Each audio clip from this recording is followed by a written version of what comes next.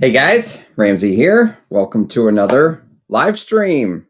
I have to say, it feels good to be back. Do you know it's been over 2 weeks since we've had one of these live streams? I have absolutely missed you guys. And what a stream to do. What an honor and a blessing. And to get to wear these fragrances, these beautiful compositions by my good friend Russian Adam is an honor and a blessing. And I mean, it's like being on cloud nine. I actually wore one of them to work today, and I'll tell you which one it was. I wore it as my scent of the day today, and it did not disappoint.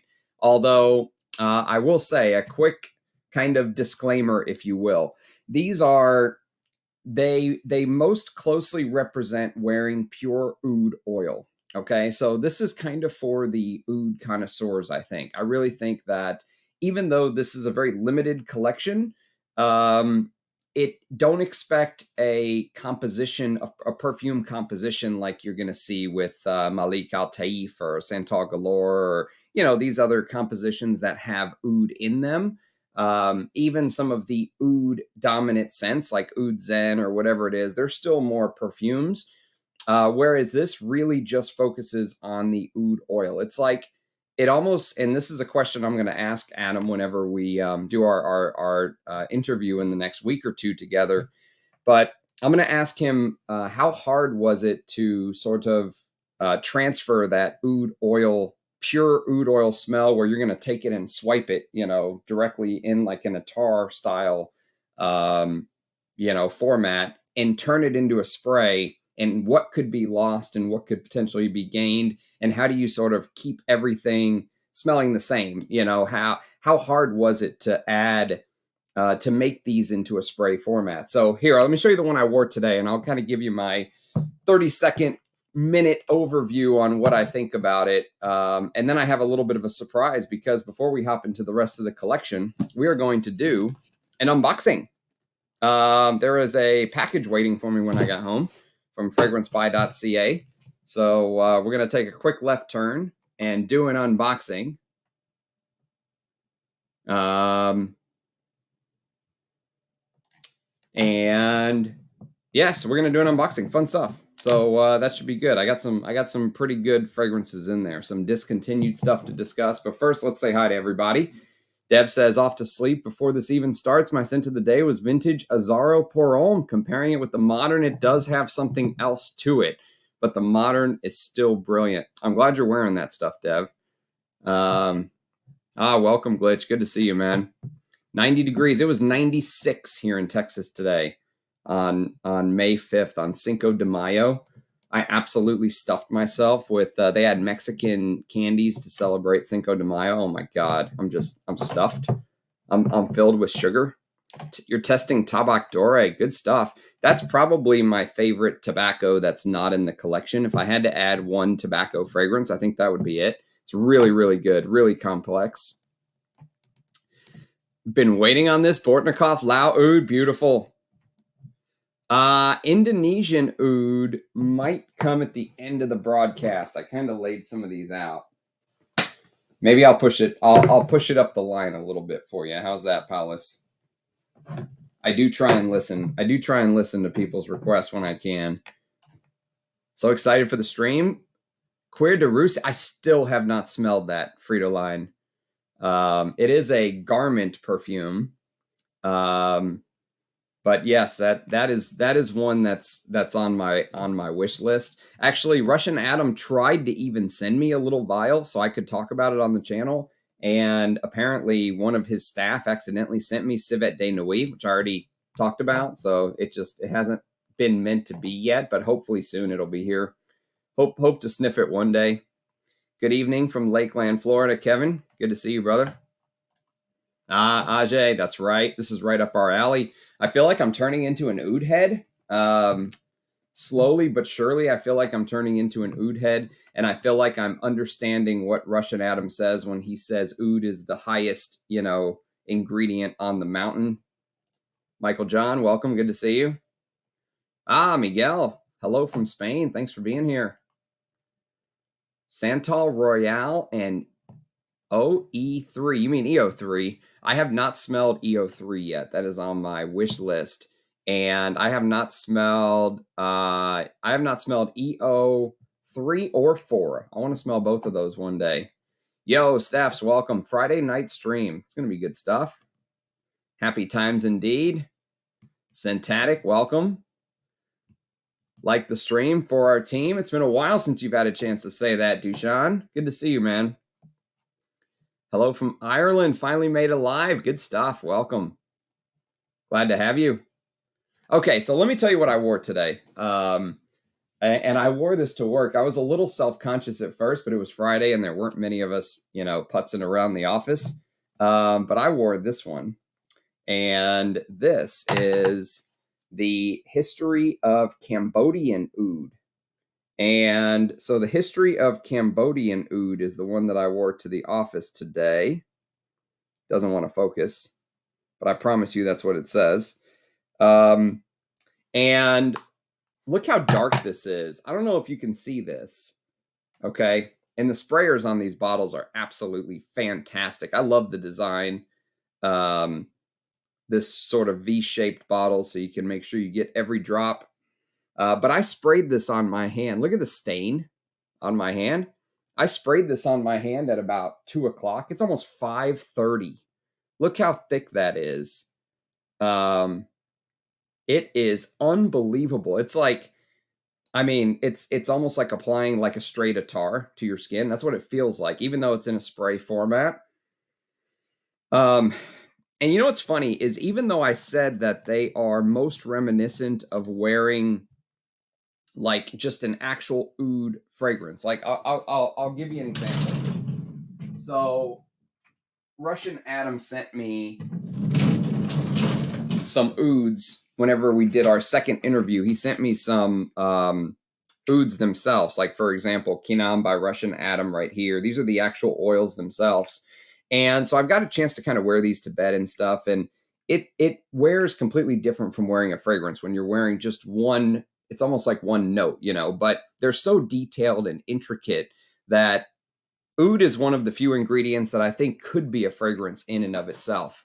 I think that oud, I think labdanum, and I think orris are ingredients that could be a fragrance in and onto themselves. They're just so beautiful.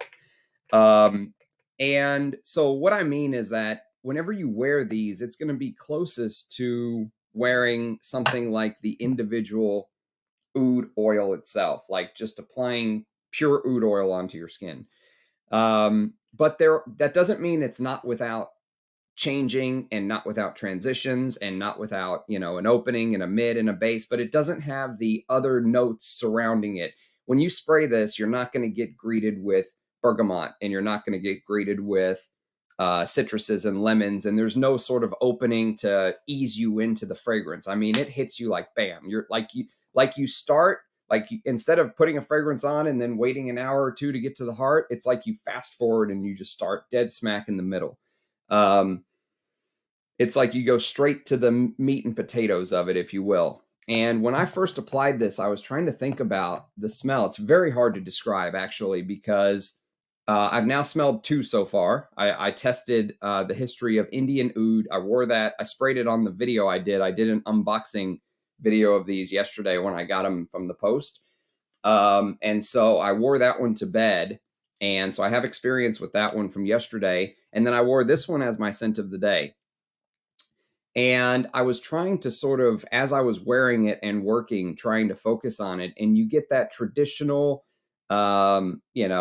oud smell, the woody, oudy smell, but you also get hit with other things. And the things that came to my mind initially in the opening of this fragrance, I made some notes. So first of all, you almost get this violet leaf-like accord with this one. You don't get it with the Indian oud as much, but with the Cambodian oud, to me, you almost get this like violet leaf, gasoline-like accord. So think a little bit of the gasoline-like accord that you would smell in something like Fahrenheit, right? A little bit like that. But if you've heard sort of my interview with Russian Adam where we talk about the ingredients themselves, he mentions that the violet leaf, that when you smell the actual violet leaf itself, it doesn't smell like the gasoline fire accord that you get from Fahrenheit. It's different when you smell the actual ingredient and notes themselves. And that's kind of what you get with the Cambodian oud. It's sort of like this charred gasoline smokiness with the oud, and it's absolutely beautiful. I mean, people must have thought I was out of my mind today because I was sitting at work just going, and luckily it was Friday and not many people were in the office, but I was just sniffing my hand all day. It was quite the experience to wear this to the office. There's also a bit of this slight chocolatiness, okay? But don't think chocolate oud. Don't think like if you've smelled his Russian oud, where it has that lava-like ambery labdanum infused. Don't think about that at all. It's different. It's almost like somebody took a torch and sort of burned the outside of the bark of the tree, and then you pull it off. Let's say the inside is still fresh and unscathed, but you burn the outside enough to where the bark starts to kind of curl and peel off, and you could just kind of reach in and rip it out. Imagine that sort of charred outer bit of the tree mixed with that gasoline accord with this slight chocolatiness. And so you can see, even in a perfume like this, that is really just, when you look at the note listing of the History of Cambodian Oud or the History of Indonesian Oud, you're going to see Cambodian Oud, and that's it, or Indonesian Oud. Still, it has these details and these nuances, and I really do think I'm turning into an oud head. I mean, wearing this stuff, I'm like, this is the kind of stuff that I want to wear lately.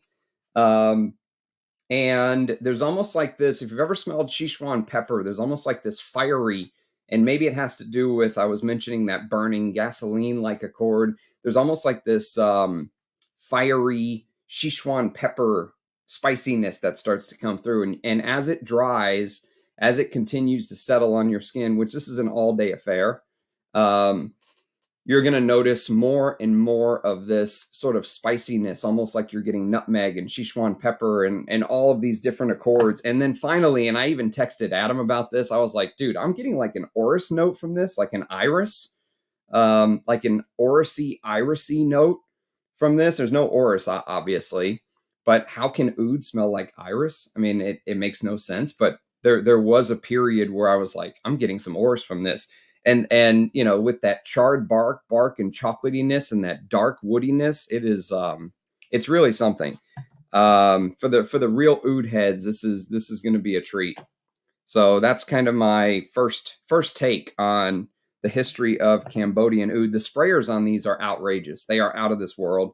They just dump fragrance on you. But I actually sprayed the history of the Indian Oud one on the camera yesterday, and you could just see the atomizer. It's a beautiful atomizer, and you could really control it. So this is good stuff. Good stuff indeed. Let's see what people are saying.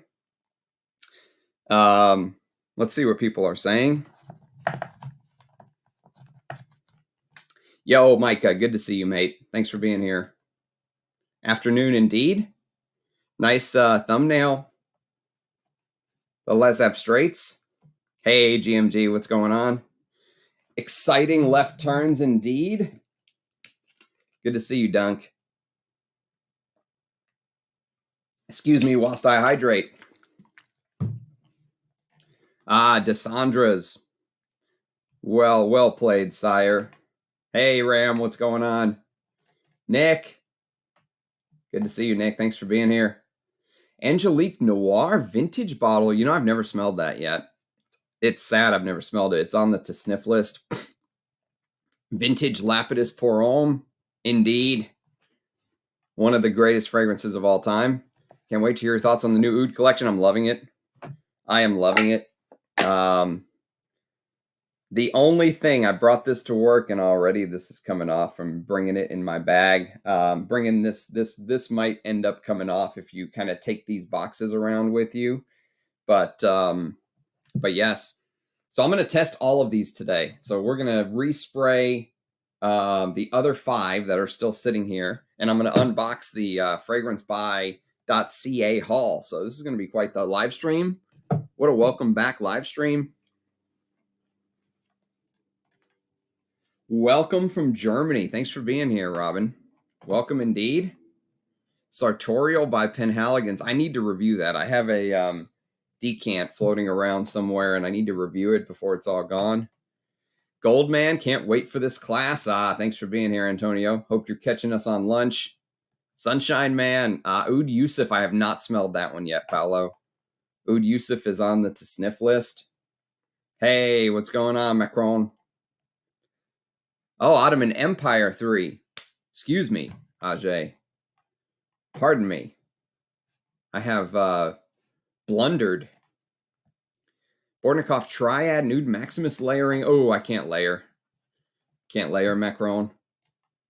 I am waiting for my Areej Le Dore Queer de Russie to arrive. Can't believe I will smell it before the king of leather. That's right, you will.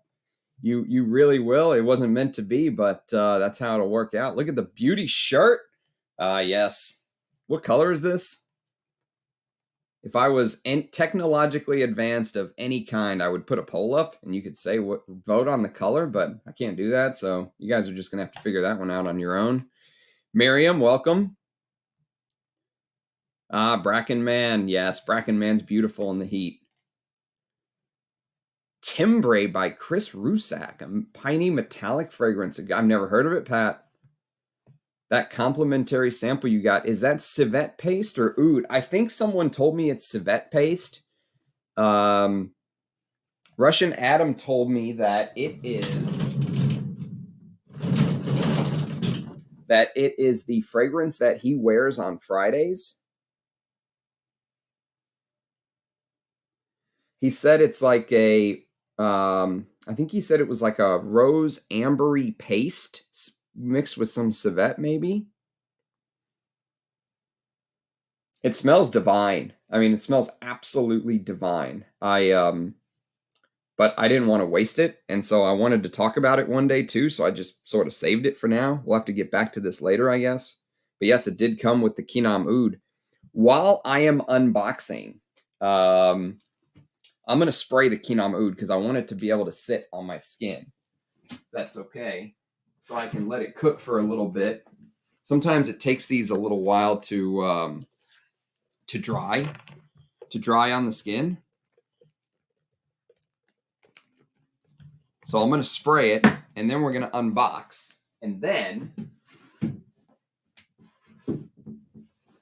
And then we'll talk about the history of Kinam Oud, which Russian Adam told me what the cap was made out of, and I forgot. It's not Kinam wood, though. He was saying if the cap was made out of Kinam wood, the cap itself would be like $2,000, just because of how rare it is.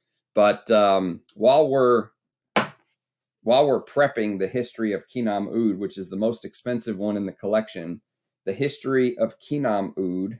Actually, I guess I should have read you the Cambodian Oud blurb first. So for the Cambodian Oud, before we move on to the Kinam Oud, it says Royal Rare 100% pure Cambodian Oud from 1985, good year, was used as the only main ingredient for this perfume composition. Sinking Cambodian Oud dust smoke then was infused into the top notes by Russian Adam. Breathe and share the glorious history of Cambodian Oud with those around you. There's definitely a smoky, almost leathery quality to it as well. Chocolatey, smoky, like this gasoline. Yeah, absolutely. That's a great little descriptor of the history of Kinam Oud. Okay, so let me spray Cambodian Oud. Let me spray the Kinam Oud for the very first time. We're going to let this cook while we do an unboxing. Okay. All right, baby. Oh. Like a kid in a candy store today? Like an absolute kid in a candy store? So this one, there actually is a composition involved. Oh.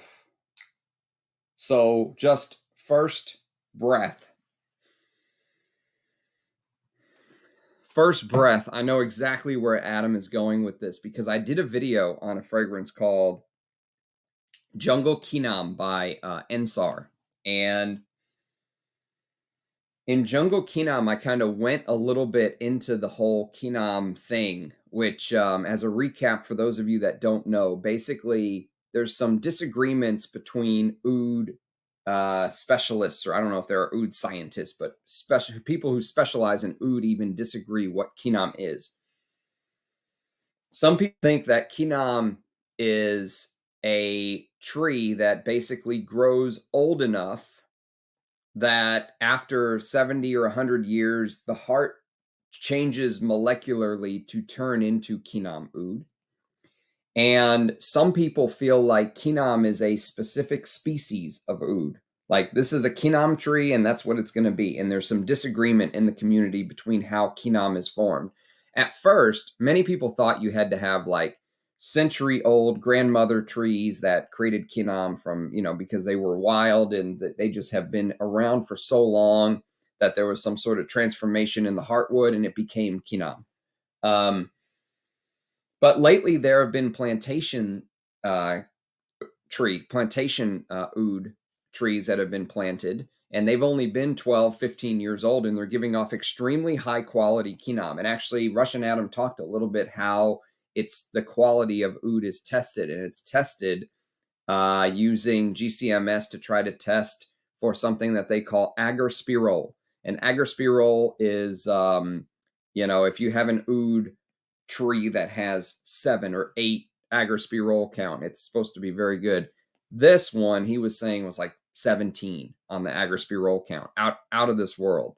But there are some plantations that are even giving off extremely high agarspirol counts. And many people initially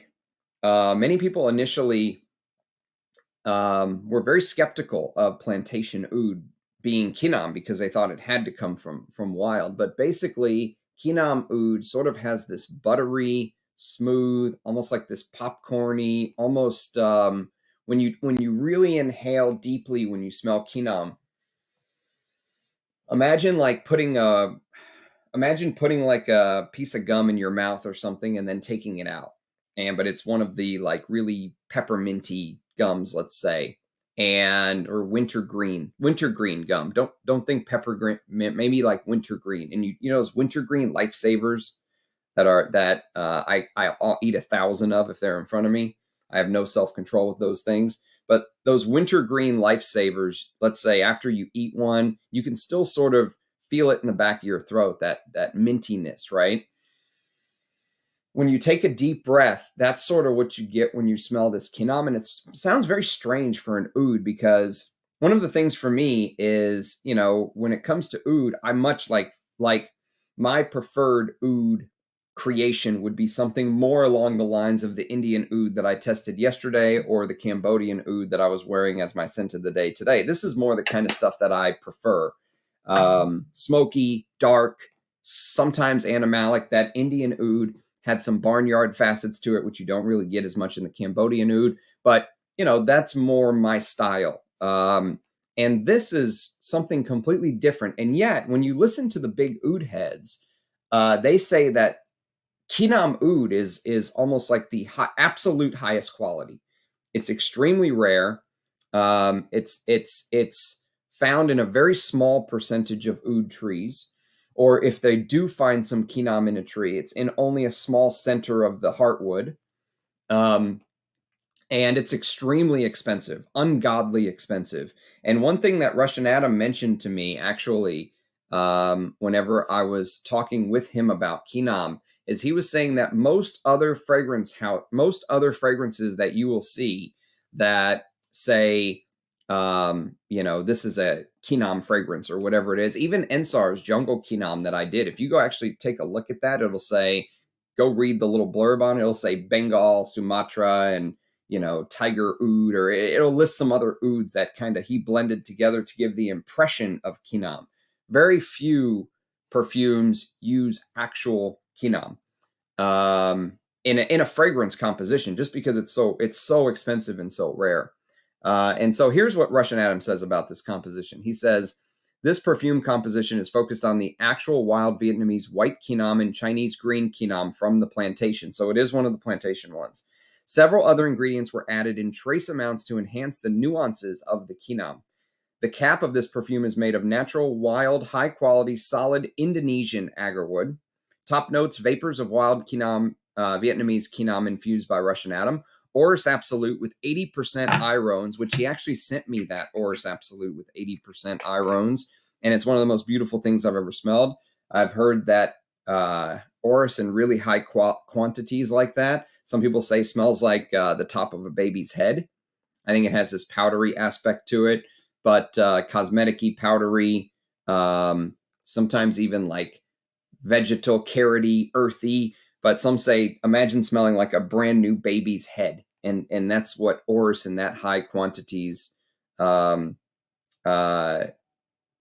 off. And 80% irones is out of this world. You know, most Orris, if you go to like Francesca Bianchi's website, the Orris Absolute that she is so famous for, that she spouts on and on about, she puts on her website 15% irones, exclamation mark, exclamation mark. She's so proud of it. This is 80% iron, almost unheard of. Clary Sage Absolute and Ambrette Seed, and a middle note of mimosa, various grades of Chinese green Kinam distilled by Russian Atom, including sinking variety. Base notes of wild Vietnamese white Kinam co-tinctured with white ambergris. So I can get some of the Orris, and I can get some of that buttery, smooth, almost cloud-like. Like imagine sticking your hand into a cloud, right? That's sort of what the texture of Kinam to me feels like. A little bit minty, a little bit buttery, popcorn buttery, smooth. So it says best when applied on skin, which acts as a gentle heater for the Kinamic notes to truly bloom, inhale, contemplate, and live the history of Kinam Oud. So, and when Kinam Oud is burned in one of those burners, if you ever watch, you know, Kinam being burned, which I don't have a burner, but apparently you're supposed to burn it on an extremely low temperature, like 90 degrees, very, very low. So think about the fact that, you know, if you're sitting in a sauna, it's higher than 90 degrees. 90 degrees is extremely low. You're not going to get any sort of oud profile burning other oud wood grades at 90 degrees. It's just not going to happen. But with Kinam, that's how it's supposed to be. It's supposed to be very low grade, very soft and gentle. And it's actually a very soft and gentle smell. Cloudy. It's like a cloud-like. It's like a cloud-like, contemplative, slightly buttery, creamy, you know, mintiness that you smell. And it's not my favorite. I'll tell you that right now. It never was my favorite. I never understood, I guess, the allure of Kinam personally. And some oud heads may have just fell out of their chair right there. But my preference is actually, I have the Russian Atom disease, the illness, as you would say. I prefer my stuff to be more animalic and challenging. I like the castoreum. I like the civet. I like the hyrax. I like the darker ouds, the, you know, heavier woods and stuff like that. And this is sort of the opposite of that. This is still an absolute blessing to have because of the rarity. And, you know, I'm very curious to see how this would change, but off of first sniff, just Kinam in general is just not my favorite. It's just, it's, you know, it's a part of the oud profile, which, I don't love, or don't love yet. Don't love yet. Maybe I can learn to love it. But off of first sniff, I think if I was going to be forced to buy one Kinam fragrance, which I have one here, but if I was going to buy another one, which I probably won't because this will be my Kinam fragrance, but I would probably go for Ensar's Jungle Kinam. I like the way that he did the composition there. There were other things there. This is supposed to highlight Kinam as a note. Like it's supposed to recreate if you're just smelling Kinam off of the burner. And Ensar's fragrance was more of a true composition with an oud note that was supposed to have this Kinam-like, you know, like note involved. So two completely different fragrances. But I think he completely hit the nail on the head for what he was trying to accomplish here. It's just that Kinam DNA in and of itself is just not my favorite. And this is exactly what I was expecting. And I think he did a brilliant job in creating this accord. But yeah, that Kinam, I wonder if people who are versed enough in Kinam would smell this and be able to pick out, because I'm not. I'm sort of even though I'm turning into a little bit of an oud head, I'm still a little bit of a novice in this category. So I wonder if people would be able to pick out and say, oh yes, I can definitely tell that it was green Kinam that he used here, or white Kinam in the top, for example. And so that would be interesting to me if people who are really in the know would be able to tell that it was green Kinam and white Kinam that was used. Yeah, I think the ambergris just sort of adds to that cloudy like texture of the fragrance, because the ambergris gives off a little bit of that slightly ozonic. Imagine like a wave like hitting the rocks. That's a great representation of ambergris. Like imagine waves like hitting the rocks. And that's sort of what that's not a bad representation of the fragrance either.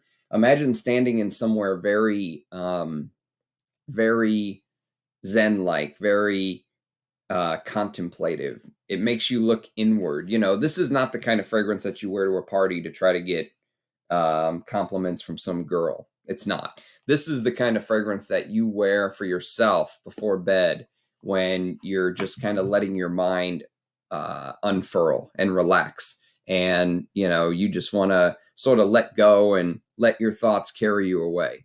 That's what a fragrance like the History of Kinam Oud would I think be best used for. All of these, really. I found oud right before bed to be extremely relaxing. But yes, as it's continuing to dry, I'm starting to like it a little bit more and more. But Kinam is just not my favorite. It'll never be my favorite. All right, let me catch up on this, and then we will unbox this bad boy. Just swipe some Indonesian oud oil from 18, still very medicinal and hospital-like in the opening, and dries down to a nice leathery incense. Yeah, swiping oud oils can get very addictive and very expensive. Bravo, Enrique, indeed. I used it when I was little. Dushan, I love this channel. We love you, Miriam. Thanks for being here. Yes, Anuj the Great is in the house. I'm just curious on the Indonesian one because the pricing being more affordable. Yes, a lot of people are curious on the Indonesian one. Russian Adam is magic. He is. He is one of the blessings of the community. Tripler, good to be here. Ready to learn about some stinky woods? Who doesn't like stinky woods? I want to see Ramsey's reaction to Chinese Oud so bad. Coming very soon. I actually have it last now. Yeah, Chinese Oud is last. We're going to do Indonesian Oud next since you guys are all chomping at the bit. How did you feel the performance of Indian Oud? Oh, on forever. I mean, Cambodian Oud. I can smell the Cambodian Oud that I put on my hand at 7:30 in the morning before I went to work. I can still smell it. Easily, bright. It's 5:49 right now in the afternoon. So yeah, performance is forever. I mean, this spray, you can see the discoloring in the oil on my hand. I sprayed this at 2 o'clock. It's 5:49. Look at that. It'll last forever. Al Majmua. I'm going to do a video on that eventually. I've got a samples.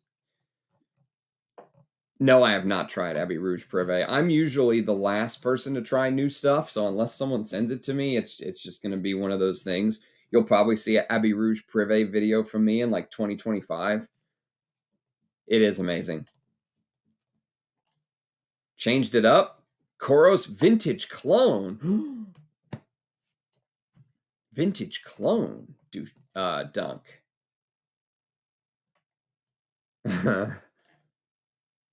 Thank you. Thanks for the support.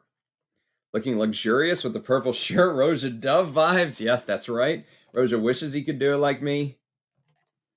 Color of your shirt? I would say Roja purple. Purple Oud. I've sprayed yesterday on my hands. Triad Oud Maximus Autumn 19, Ottoman Empire 3, and Beauty and the Beast. What an amazing smelling evening it was. Oh, yeah, I'm a huge Rose Oud fan, especially those qualities. Quoium, yes, I love Quoium. Sounds wonderful indeed. Kinam in Indian, you gotta love them. Yeah, the Kinam's gonna have to grow on me. Is a tiny amount. Samples of the previous collection, do not like any, though. Do buy from another rarity, Meleg. Please, you like considering the cost. I do consider the cost. Antonio Puig Quorum. It's fantastic. Know the scent. Very good. Agar Spiral. So, if so, it kind of is no longer a rarer than rare no more. I don't know how that works, to be honest with you. It's a great question, Bren. Is civet paste? Yeah, that's what I thought. Hui Guan, a sweet mintiness in the back of the throat. That really fine tease will give you. Yeah, there's a little bit of that to. Is there a tea YouTube community? Are there people doing this exactly what we're doing, but with tea? And they think we're crazy, and we think they're crazy. $8.50 for 22 bottles. So makes a 100 ml bottle nearly $4,000, which seems madness. But you have to remember, these are like, imagine getting like 22 mils of something like this. You know, it is expensive, but I think that when I see one bottle of an Ensar fragrance for $2,500 or whatever it is, getting the whole collection for $2,500, and I did buy these, by the way, with my money. These were not gifted to me by Russian Adam. You know, I have no problem spending that. And it's kind of one of those things, like when you get into ouds, there's really only so many places to go. Now, there are some up and coming brands I want to try. I want to try more Rising Phoenix, because someone sent me a sample of a Rising Phoenix fragrance called 2017 Mitikina King, and I am in love with this stuff. It is fantastic. But again, it's a swiper. And so before bed, a little swipe or two and you're set. But there aren't many houses that I trust like this. I mean, I could name them off the top of my head. I've got Areej, I've got Bortnikov, I've got Ensar, which is very expensive, and now kind of Rising Phoenix I would put in there. And even though I know Agar Aura is Adam's friend, I've tried some of the Agar Auras. I've got some videos on them, but I never found any that really sort of moved me, if you will. So Agar Aura is kind of like the house on the outside looking in. I would be down to try more, but so far it's sort of Russian Adam stuff is top of the totem pole for me right now. All right, let's unbox this, shall we? Let me rip this open. Let's see what we got. I actually purchased this while I was in New Orleans. So yes, let me see if I can remember what the hell I bought. Yes, I do remember now. Let's do the cheapies first. There's 5. There's 5 things in here, because that's what you had to buy for free shipping. So the cheapies, which I ended up just adding to get the freebies, but these are discontinued. So hell, I mean, I love talking about discontinued stuff, and they were super cheap, and I think they still are super cheap on fragrancebuy.ca. So this is a fragrance from the house of this is a fragrance from the house of, I forgot who makes this. Is it Giorgio Beverly Hills? I think it might be.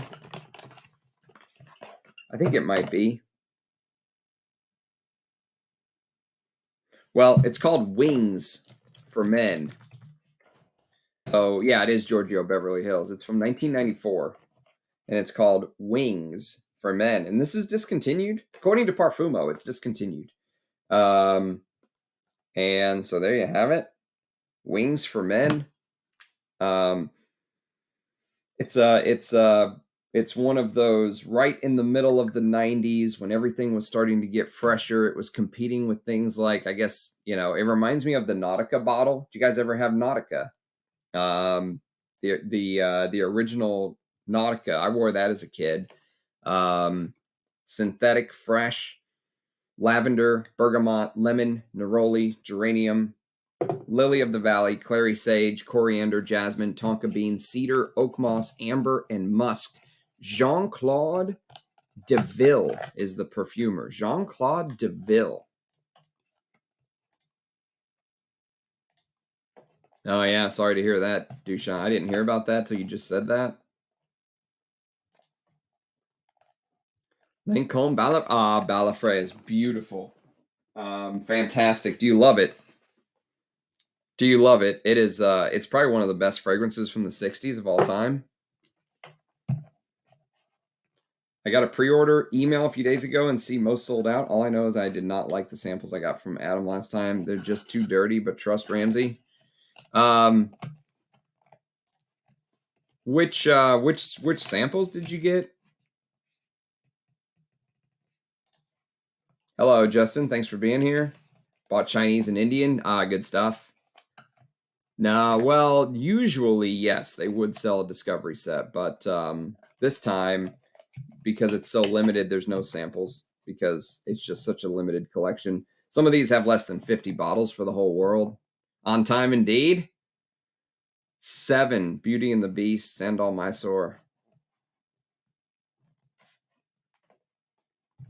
Yeah, I really liked Beauty and the Beast, and I would get a full bottle one day. I just prioritize some other stuff right now. So these are sort of my ouds, but Beauty and the Beast could easily fall in. If you want like a great rose oud, Beauty and the Beast could fall into that. Yeah, not for this particular one. Rich, welcome, my friend. Hugs. Arabian ouds. Never smelled them. Yes. Bought Cambodian, Indian, Chinese. Nice. Rich indeed. Decided to spray like Adam from now on. That's it. Just spray away. Fancy ouds of spraying some peasant grade M7 for the evening. Dude, M7 is fire. It is not peasant grade. Ego East. I love Ego East, Manly. Sweet Honesty by Avon. Never even heard of it, Justin. I liked History of a Tar collection a lot. Ombre de Coco. Yeah, I really liked Ombre de Coco too.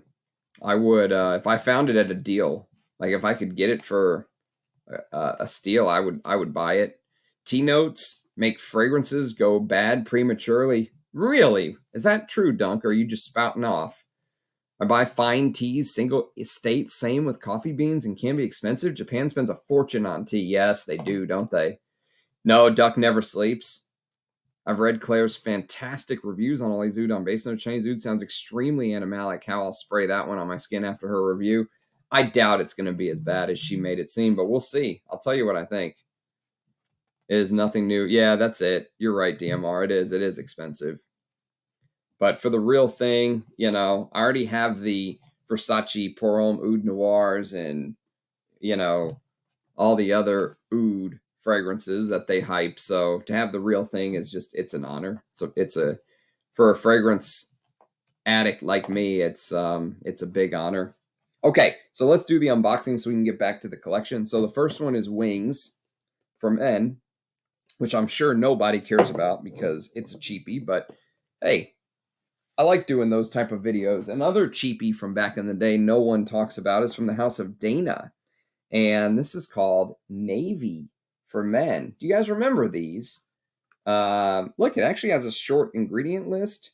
So this must be a somewhat older bottle.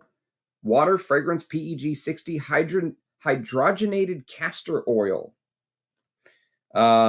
Navy for Men, perfect for the men who value timeless sophistication and personal style. Where'd those men go in 2023? All right, Navy for Men. This was like $10, by the way.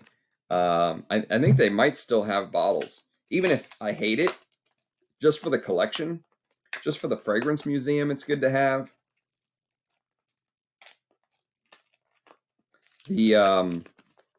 I feel like the Oud heads and the vintage heads are two different crowds. Like the Oud heads who are just here to hear me talk about Areej are like jumping ship. Like, he's talking about vintage, run! He's talking about vintage. And the vintage heads are like, come on, get on with the Oud so we can talk about vintage again. And I just kind of go everywhere. Okay, so navy for men. Here we go. Ah, yes. This bottle reminds you of what? What does this bottle remind you of?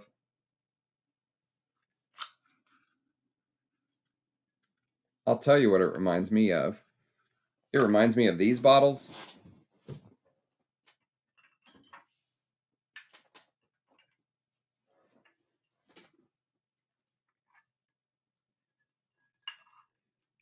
Very close. Very, very close.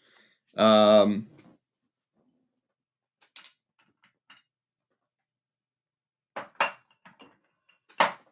navy for men is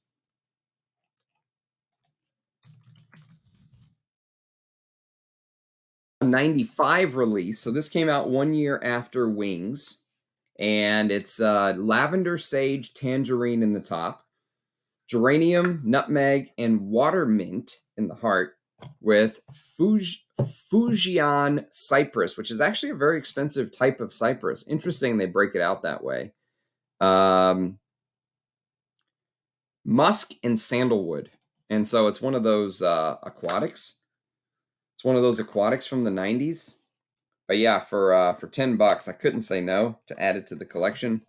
And then these boxes are going back in the attic, I'll tell you that. Can't have all these boxes lying around. And finally, we have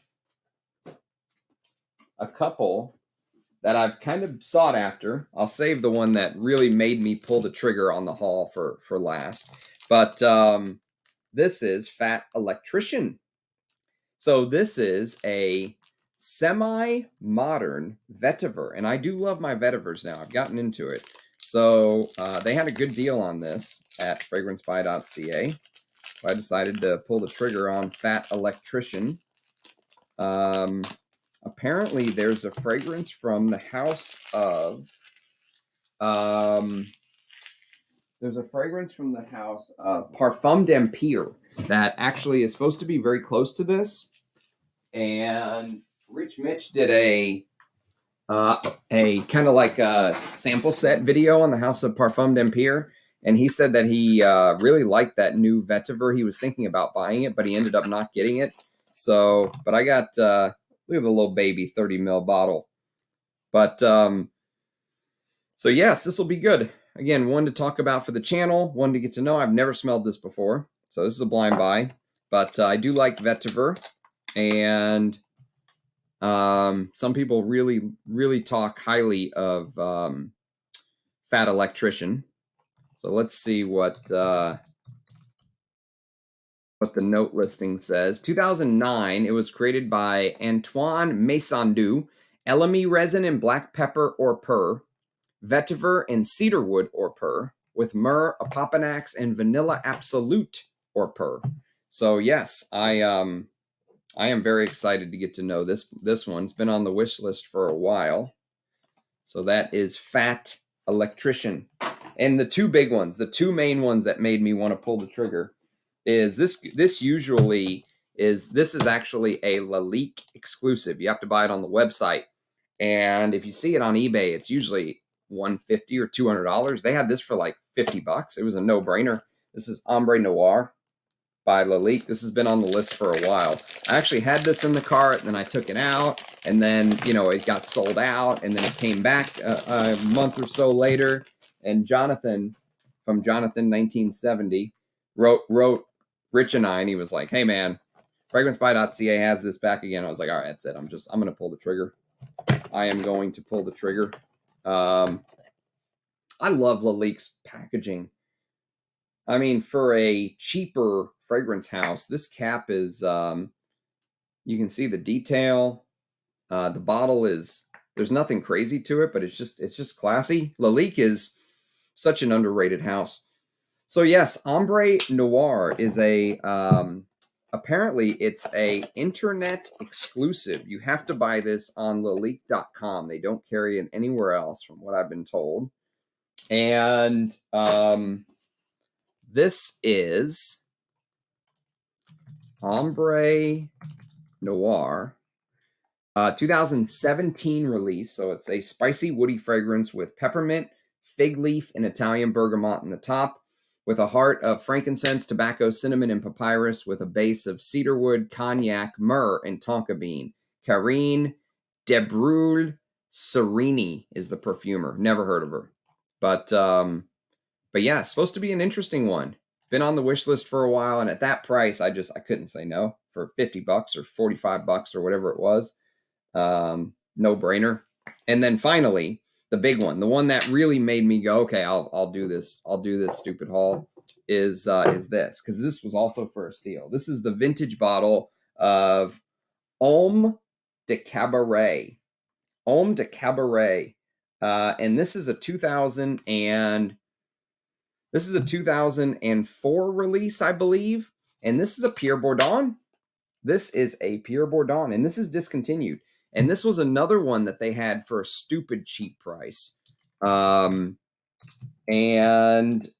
I have been kind of watching this for a little bit. It's discontinued. And, you know, one of the advantages of having a channel is I have people write me all the time, and they say, you have to try this or that. And there's been a couple people that have been just absolutely pounding the table on Cabaret Homme by Parfums Gres. And now that it's discontinued, and, you know, for whatever this was, $40 or whatever they had it for, I could easily see bottles of this on eBay for hundreds in the future, easily. So I was like, you know what? I'm going to just go for it. So let's see what people are saying about this little mini haul. A little mini vintage discontinued haul. Actually, 3 of these are discontinued. Navy for men, Cabaret Homme, and Wings are all discontinued. And this is supposed to be a really good nutty vetiver fragrance. And this is supposed to be a really good boozy fragrance. So not a crazy haul, only 5 fragrances, but I got out for, I mean, I think I got all 5 of these for like $220, maybe something like that. I can't remember exactly, but I've seen one bottle of this on eBay for $200, so I figured, what the hell? I do like a deal, just like anyone else. So, and with the channel, these will get put to use. You know, I'll be able to do videos on them. I'll be able to talk about them. And this one in particular, I was extra interested in. So, okay, so that's my little mini haul. Wings is very of its time. Yes.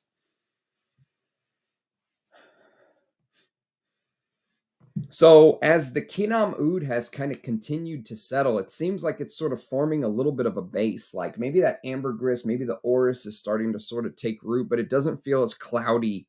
It doesn't feel as cloudy as when I first sprayed it. It feels like it's sort of forming a little bit of a base. And so I'll be interested to see how this transpires over time, but I'm loving the orris smell. I'll tell you that. That's probably my favorite part of it. Sounds like maxi pads for.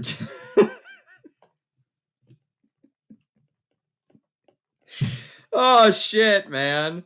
You win comment of the night, Mr. Zanchin. Texas taxes and you buying. 39 per mil. Go for it. To me, the extra unboxing seems like a filler episodes of the show you love who interrupt the main story, and you you guys are killing me. Yes, Wings the show, that's right. Sadly, Keith, my twitching finger too slow, all gone. Oh, sorry to hear that. Let me get this ready for this Indonesian oud that everyone has been pounding their chest to hear about. I hear Anuja's 4-post bed is made from solid Kinam Oud. If it is, he bought vintage Kinam Oud before the prices you know, went up 1,000% so he could afford it. You know, that's when you're smart, you do stuff like that. He knows the future. Anuj knows what's going to come. He's got the book, read it in Playboy. CK Crave, never smelled that one, Paulo. Same bottle as Rapport. Yes, that's right, Manly. You are right. God damn it. You are spot on, dude. It is the same bottle as Rapport. Holy spot on, dude. I was like, this does look familiar. Ah, how's that? How's that for a bottle shout out? All the people here for the Oud are like, would you guys stop gushing over discontinued scents? Cheap plastic and high school vibes. That's right. That is exactly right. Rapport, there it is. On point. Reminds me of Beauville, masterpiece. Dunk. Do women wear Oud in Arabian countries? Yes, they do. The absolute fat electrician is nice. Good to hear it. I meant Deauville, I think. Deauville by Michel Germain. I'm not familiar with that one. Sorry. Michael Germain. Fat electrician? That's right. Today I've bought Hiris by Hermes. 70 for 100. It's been a blind purchase. Yes, it is a fan. It's one of the best Oris Iris based fragrances you can buy. And for that price, it's a steal. You will like it. Absolutely 100%. I enjoy Fat Electrician. The last vetiver I bought is Ajmal Purely Orient Vetiver. Beautiful fragrance. I bought Hommage à l'Homme this week blind. That's a good one. You'll like that. That's a good designer-ish oud. Lalique does good stuff. It's a great price, so don't worry. You'll love it. Yes, that's right. Oh, my back is killing me. Oh. Driving back and forth to New Orleans last week did me in. Nice. That's a good start. Yeah, that's awesome. Does Fat Electrician smell like Vetiver Tonka? Ooh, you'll have to ask Rich that one, Enrique. In the same ballpark. Nice. I've never smelled Vetiver Tonka, believe it or not. And I have a bottle of Vetiver Oriental coming from the deepest Poland one day soon. Cabaret was a one and done. Nice. So no reform, huh? This is it. This is a one-time buy. Smells great from the atomizer. All right, let me spray the Indonesian Oud on. This is the cheapie of the bunch. Let's see what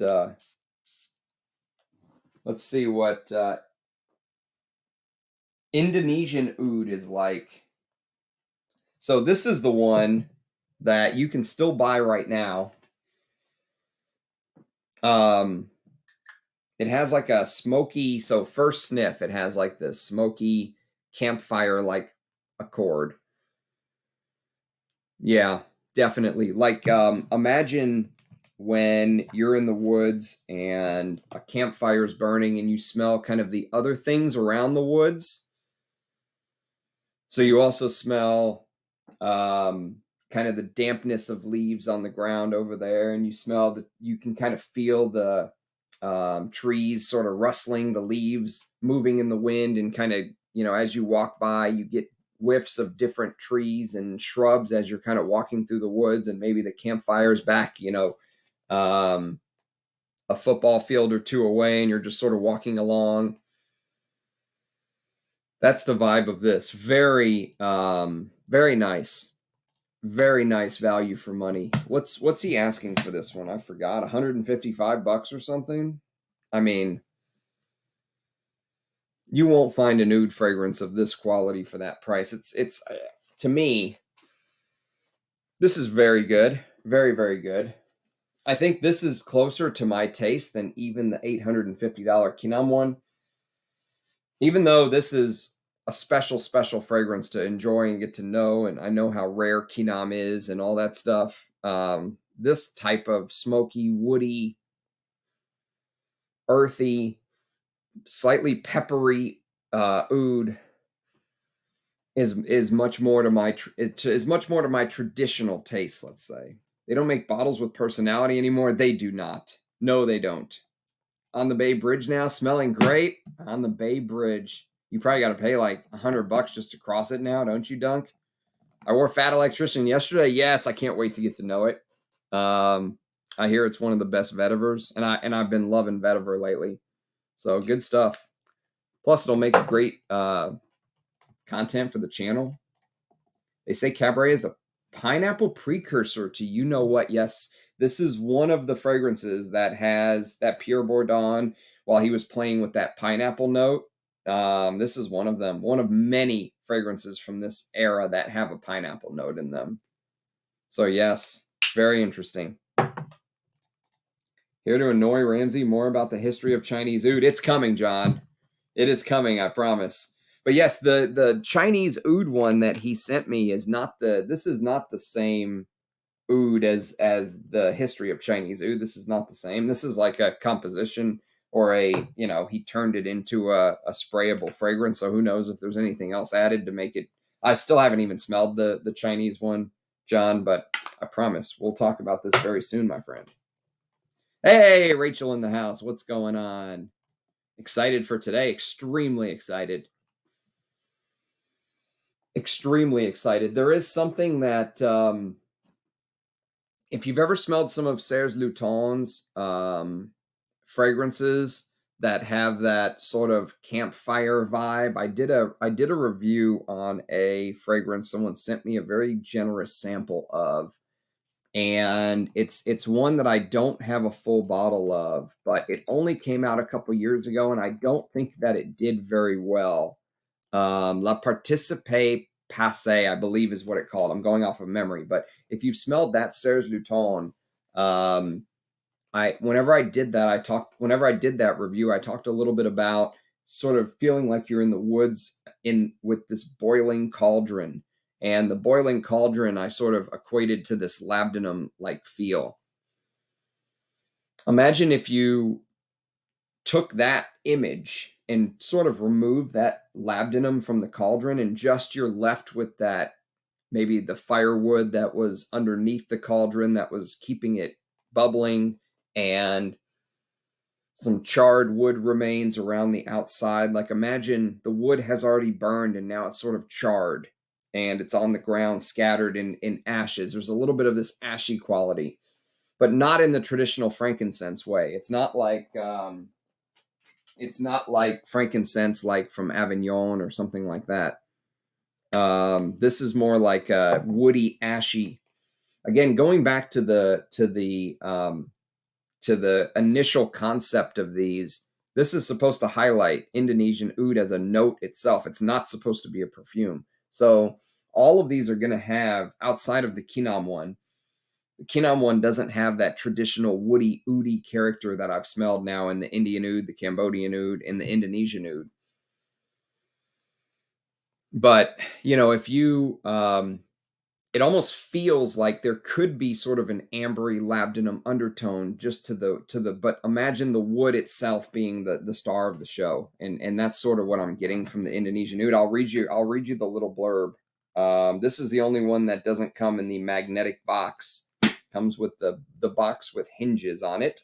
And it says, this perfume composition consists of agarwood essence obtained via hybrid CO2 and ethanol extraction. This modern and unique method captures the most clean, resinous, sweet, and spicy scent of Indonesian Oud. Coming from a sustainable plantation as well as wild trees in Sumatra, this extract offers an affordable yet layered and complex olfactory journey that is as close to the scent of burning oud wood as possible. Discover the new direction of sustainable, high-quality, natural Indonesian agarwood in spray format. So there you have it. And yes, you can see, just how dark the juice color on some of these is. It will, you'll be able to, it will stain your skin even a little bit when you spray. This is like 4.5 hours ago I sprayed this. This is the Cambodian Oud. Unbelievable lasting power. It's literally like spraying an tar on your skin. So yes, good stuff. Let's see what people are saying. I will say, I'm not going to do a song and dance and say that you guys haven't super chatted enough yet or anything like that. But instead of super chatting, if you would like the stream, because I want more people to be able to find this if they're interested. I'm sure there's not many videos on the history of Oud yet, anyways, because I think I got it pretty early on. I'm pretty sure more are arriving to folks now, today and tomorrow and stuff like that he sent out. But no, I have no experience with that store. Chinko, no. But if you would lick the stream, it does help. It does help the old algorithm. Federal Tonka is very nice, possible a tiny bit too sweet for you. I've never smelled it. But when I hear Rich Mitch say that it's his favorite Jean-Claude Elena fragrance of all time, I'm like, I got to smell that one day. Indonesian Oud, I might buy that one. Yes, it's good. I mean, it really feels like, or I like to run at nighttime. This is a memory that this smell reminds me of. I like to run at nighttime. And when you're in a neighborhood and it's winter and people are, the fireplace is going in different people's houses, or maybe like a fire is burning in like a fire pit in the backyard and it's kind of far away, but you can still smell it when you go to the air, that juxtaposition between the cold air and that burning fire smell in the cold. And you know how when you go out and you're sort of hit with that smokiness just from being outside in winter while fires are going, fireplaces from neighbors and stuff like that. That's sort of the smell. Imagine taking that smell and putting it on top of, let's say, a traditional Indian or Indonesian woody oud-like smell. And that's sort of what I'm getting. Very, very nice. Very well done. This, I mean, as far as value for money goes, because this one's so cheap, this might be one of the better value for monies. This is a great intro to somebody who maybe wants a oud scent that's different from, the generic ouds that are going to be like, I know I've mentioned this one a few times, but it's the one that I have at hand. It's going to be different than this kind of stuff for $40. You spend an extra 100 and you get something like this quality. It's a no-brainer to me. No-brainer. And again, I am not sponsored. These are my opinions. Even when you compare it to, if you take something like this, MFK's Oud, which this is supposed to be a niche oud that goes for double what Adam's selling this for. Now, granted, to be fair, this is 70 mils and this is 22 mils, but still, I mean, this is a no-brainer. This just kills stuff like this. Even though I still like this, it's like being in two different worlds. It's the MFK, the Versace, the Tom Ford ouds are over here. The Russian Adams, the Bortnikovs, the Ensars are over there. They're like almost two just completely different categories to me. Even though they're both called oud, they're nothing alike. They're absolutely nothing alike. But this is gorgeous. Ready to hear your thoughts? Yes, I talked a little bit about Indian yesterday when I did the unboxing, but I'm going to spray Indian again today. Shit, this room is going to smell unbelievable when I'm done. All right, let me spray the Indian again. See if I can roll my sleeve up enough. All right, we're going to have to go forearm on the Indian Oud. We are going to have to go forearm. All right, here, let me show you guys this atomizer again. Wow. Oh, this might be my favorite so far. I think this is my favorite. Yeah. Because the Indian Oud has that funk that I like. I mean, here's the thing about this fragrance. And as I got to wear it into the dry down, that's why sometimes first impressions are so hard, because I mentioned that it's a little cheesy and barnyardy, and it is. It is a little bit cheesy and barnyardy. Okay, no doubt about it. I just got a big hit of it, and I love that about it. But it doesn't stay like that throughout the whole dry down. As I wore it to bed last night, I got to see that it turns into this very smooth, Yes, it does have some barnyard facets to it, but it has some cheesy barnyard, some blue cheese. Imagine fertilizer chips. It's spring. It's May right now, so the gardens in the neighborhood, the gardeners come and they put the fertilizer chips, the fertilizer, and it has that a little bit of that manure like smell to it. There's a little bit of that there. But the other thing that amazed me about this, speaking from memory from wearing it to bed yesterday, the History of Indian Oud, is just how smooth it really turns into in the dry down. And there is this plum like fruitiness, and I don't remember if it was plum or cherry or whatever that fruitiness was. And it's very rare in an oud fragrance to get that sort of fruitiness coming directly from the oud itself. And it's not some synthetic fruit note that Adam added on. It feels like it's really coming from the oud. Very high quality, fantastic. I love this stuff. This might be my favorite one of the whole collection. So here's what he says about the Indian Oud. He says this perfume composition consists of 98% pure oud oils from the region of Nagaland and Manipur, distilled between the years 1970 and 1993. The top notes of royal finest sinking vintage Indian oud wood vapors were infused into the composition by Russian Adam. Enjoy, learn, and appreciate the beauty of the history of Indian oud. Yeah, I love that animalic bit, that mixture between so imagine you're like in an old house, or you have this old woody, like wooden chest, like my grandmother used to have this extremely old wooden chest. And it sucked because when she died last year, I never got a chance to get anything out of her house. They just basically almost like sold it as is. They just wanted to be done with it. But I would have loved to got to take some of those mementos, like that wooden chest. I remember she used to keep things in there like Dr. Seuss books. And, when you're a kid, you go scurrying through that wood chest to find stuff, right?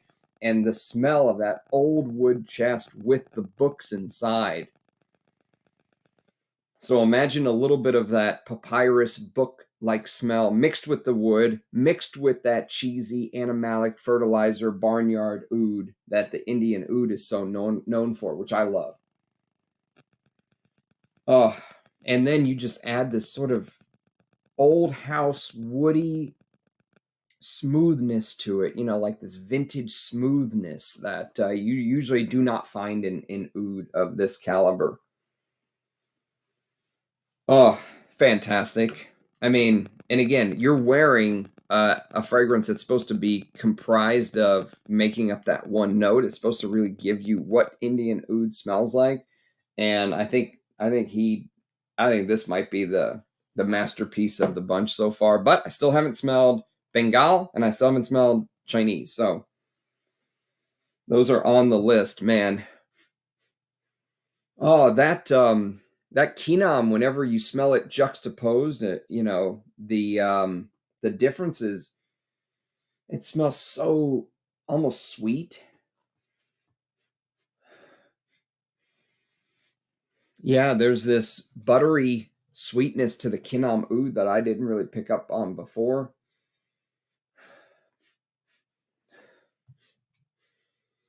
Wow, that Indonesian Oud, that's good. I mean, it's for $155 or whatever it is. That's a great value for money.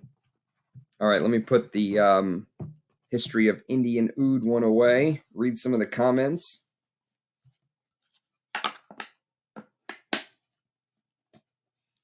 The magnetic box is kind of a cool idea. I think the magnetic box is kind of a cool idea. I'm kicking myself for missing the Kinam bottle. I should have set an alarm. Yeah, I think there was only 50 made for the whole world. How barnyardy is the Indonesian? Not so barnyardy. No, it's the Indian one that's more barnyard. Yeah, the Indian one is much more cheesy and barnyardy, whereas the Indonesian one is more geared towards that. You're out in the woods. Maybe there's little even touches of green in here.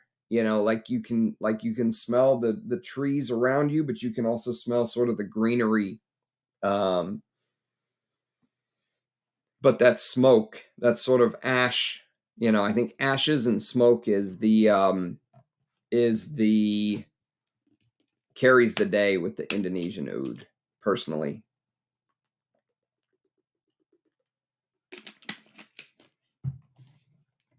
I'll send you a message about that later. Is Indonesian skanky at all? Not too much, no. No. The skank is really more the Indonesian or the Indian Oud. Sorry, now I'm getting confused. How come the cheap is still available? I suppose there was a huge difference in stock between them. Yeah, probably. Some of the more expensive ones, there were only like 50 bottles, he said, for the whole world. No, you're the legend here, Anuj. No way. Always enjoy your messages, Dushan, my friend. You're too modest. Ram is most definitely a legend. Men alike will share company. Thank you. Thanks, Glitch. Fat Electrician really comes to life on the plumber's crack. If you like vetiver, you need to try vintage Carven vetiver, green box, silver cap. I've never smelled it. I've also never smelled. There's 2 vetivers on my list, Carven vetiver, and I've also never smelled Givenchy's vetiver. That was Hubert de Givenchy's signature scent. I've never smelled it. Have you tried Carven Monsieur?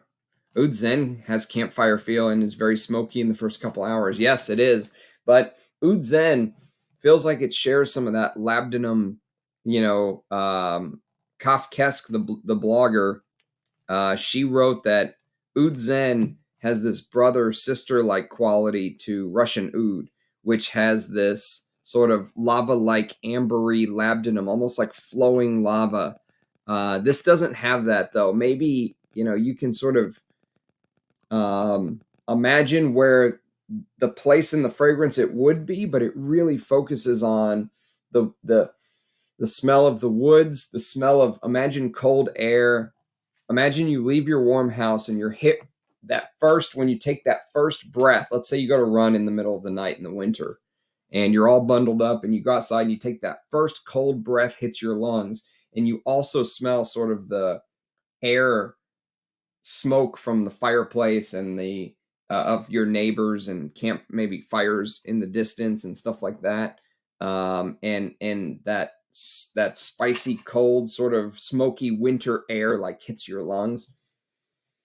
This focuses much more on that ashy, smoky quality of the wood, almost like you know, have you ever, I was raised Catholic and they used to burn palms for Palm Sunday. You know how they would give off, if you've ever seen it done, they would give off this very distinct sort of smell. Imagine Palm Sunday in a Catholic church, or was it Ash Wednesday? It's been a while. But imagine you've got sort of the smokiness in the air with a little bit of ashes on the ground and this woody greenness. Maybe you pick up a little bit of the green leaves, the shrubs, a little bit of this green quality, but it doesn't smell like, it's not like galbanum was infused, or it's not like artemisia was infused or anything like that. It really feels like you're getting nuances from the wood. And that's why I was saying earlier that I really feel like when Russian Adam told me in one of our first interviews that we did together that he thinks oud is the ingredient that's on the top of the mountain, I'm really starting to understand why. And I'm also very glad that other people are starting to realize just how amazing real oud is, and just how addicting it is smelling what, you know, nature is basically giving us from these amazing trees. You know, I'm really starting to love the I'm really starting to love just wearing these type of oud oils. That's the reason I went for this set, is it's because I got a chance to wear some of these amazing, you know, oud oils to bed and see just how detailed it is wearing just an oil. It's a different sensation. And that's why as a up and coming oud lover, this set I had to try and get if I could. So, Well, I haven't tried the other two, Aaron. I haven't tried, I'm still waiting to spray Bengal Oud and the Chinese Oud. So there's still 2 left that I haven't smelled yet. But we're only an hour and 20 minutes in. You guys want me to just spray them and be done? Or you want to kick the shit with me for a little bit? I wonder if these new ouds could work as base for other natural oud fragrances. That's a very interesting take. That is a very interesting take, Palace. Because, you know, one thing Russian Adam told me is he will take an oud like this, swipe it, and then spray his fragrance over it. He said he does that when he wears stuff like Chypre Palaton and stuff like that. And he said it's the most amazing. And I was like, you know I'm against layering, but as far as layering goes, like if you take 2 compositions, like if you take this and this, you're basically layering 2 entire compositions. One perfumer made this and one perfumer made this. They're not going to go together. But if you just took, let's say, an oud base and swiped yourself, or in this case, just sprayed yourself, and then sprayed this on top, I could see that. I could totally see that working. Absolutely. By the way, I love this stuff. I've worn it to bed a couple times. Avignon by Comme des Garcons. Man, thank you, Galen, for selling this to me. Was using the live stream to see if buying Indonesian Oud or Jubilation 25. Which Jubilation 25, John? Is it just the new one? If it's the new one, I'd just skip it. Get the Indonesian Oud for sure. Francis is something else. Once you smell the creations of the Russian atoms, there is nothing. Yeah, I know what you mean, Miriam. It really is. I've talked about that before. It is so hard to go back and not sort of compare everything to these artisanal oud houses or whatever you want to call it. Ensar Oud and Areej are in the top. I agree. I do agree. I would love to smell more from Ensar. I have to give a special shout out to Hari. He sent me, and he tried. I mean, you know, we tried our best to. He tried to send me this Sir Winston, and the head came off, and I lost the whole damn bottle. To his credit, he did not charge me. I am blessed with very fair friends, but this has been on my wish list forever. And, you know, it's basically infused in the cap because it's a wood cap, and this broke and it went everywhere. So this cap smells amazing, but there's so many fragrances like this that I still want to smell, from Bortnikov and Ensar and even Russian Adam. I've never smelled Walima. I've never smelled Oud Luwak. I've never smelled Noir, whatever it was. There's so many fragrances still. I've never smelled his Cuir de Russie. There's so many fragrances from these artisanal houses I would love to smell one day. And I would love to have a bottle of Santal Galore, and I would love to have a bottle of Malik Al Taif, like my favorite sandalwood and my favorite rose fragrance. I don't even have a full bottle of. But I've done videos on them thanks to the generosity of the community and the kindness of the community. And I've been able to at least put my thoughts out there to the Fragcom. But I know exactly what you mean, Miriam. Where would you put Silver Oud on an Oud scale? It's very good. It's a very good Oud, but even though Amouage says they use real Oud in there, and they very well may, it smells like you're getting a lot of Cypriol. Like, you know, Roja's new Taif Oud or whatever it was. It smells like you're getting a lot of Cypriol, and I have a video on that on the channel as well. But these don't smell like Cypriol at all. These smell like you're getting the real deal Holyfield, you know. You're getting the real McCoy. Magic indeed. I've heard Cambodian Oud has a fruity facet to it that's very noticeable. I noticed more of the fruity facet in the Indian Oud, actually, believe it or not.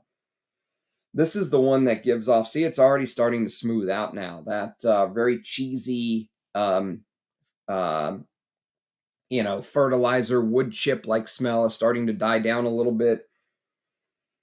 And it's starting to give off this very smooth, old house, slightly rotting wood still, but fruitiness. The fruitiness comes out even more into the dry down. It was almost like this cherry plum. Like, imagine cherry plum with this animalic Indian Oud. It's just, oh, I absolutely love it. I love animalics too, yes. Really enjoy smelling two similar fragrances in juxtaposition. Almost enhances the aspects. It does. It absolutely does. You're right. My liquor store homies just gave me a handful of lamb, not to be confused with ram. I do love lamb. I'm not going to lie. Lamb is probably one of my favorite meats. It's my Arabic background. I can't say no. What's up, Ace of Souls? Good to see you, man. It's been a while. Lamsey is not a great YouTuber. I spent my teenage years in Saudi Arabia, and I am very used to smelling oud, different oud, but Areej does magic. He does. Any fans of bourbon vetiver? What is that, Manly? You are the expert of description. Thank you. Thank you, John. Burning palms is a great alternative to witches. I found some nice vetiver frags, but can't talk about them. They like hen's teeth. Yeah, don't say anything, Dunk. Get your bottle first. Your description of Indonesian Oud makes me think I made a really good decision on buying it. You did. You did. It's fantastic. It is amazing. It doesn't smell as oudy, if that makes sense, as, let's say, the Cambodian or the Indian oud. It doesn't smell as oudy. The Cambodian has a little bit more of that medicinal quality to it, a little bit more of that gasoline-like accord, a little bit of that slight chocolatey smokiness, and then the Indian oud has that smooth, old house, old chest, fruitiness thing. It's fantastic. But even though it doesn't have as much of that oudiness, and I'm getting a lot of smoke, there's a lot of that smokiness coming through in the Indonesian, I think it's still well worth $155. Well worth it. It's a vetiver that grows on the island of Reunion, Indian Ocean. Reunion. Interesting. Is that the one that has bourbon vetiver? Bourbon vetiver. That's like the most sought after vetiver, is it not? That's the one that has like a smoky aspect to it, or real oud, real tobacco, real vetiver are the most complex scents. They can go everywhere. You're right. Yes, real tobacco is extremely complex. That's why Glitch was mentioning testing Tabak Dore by Bortnikov, and I honestly think that's probably the best tobacco fragrance that I do not have a full bottle of. I have a video on it, but I do not have a full bottle of it. It's fantastic. It's on my full bottle list, but what isn't? Great surf there too, Manly. Heavy surf spot, Reunion Island. Patty Monte Carlo makes great fragrances from Nosy B Island. Never smelled that one. Nosy B Patchouli is a masterpiece. A masterpiece, Duncan. The Co E Noir Diamond will be on show tomorrow. Oh, shit. Don't buy it at the auction, Rich. I don't want you to have to sell your collection. Oh, boy. Walima is the most beautiful. You can smell the love and appreciation he has for his Indonesian wife. Wow. One day I'll get to smell it, Paolo. Hi, have you tested the history of Oud during this live? Just joined. That's what we're doing right now, my friend. First hour and a half, we went through Cambodian Oud, Kinam Oud, Indonesian Oud, and Indian Oud. So we're just, the final two are basically Bengal Oud and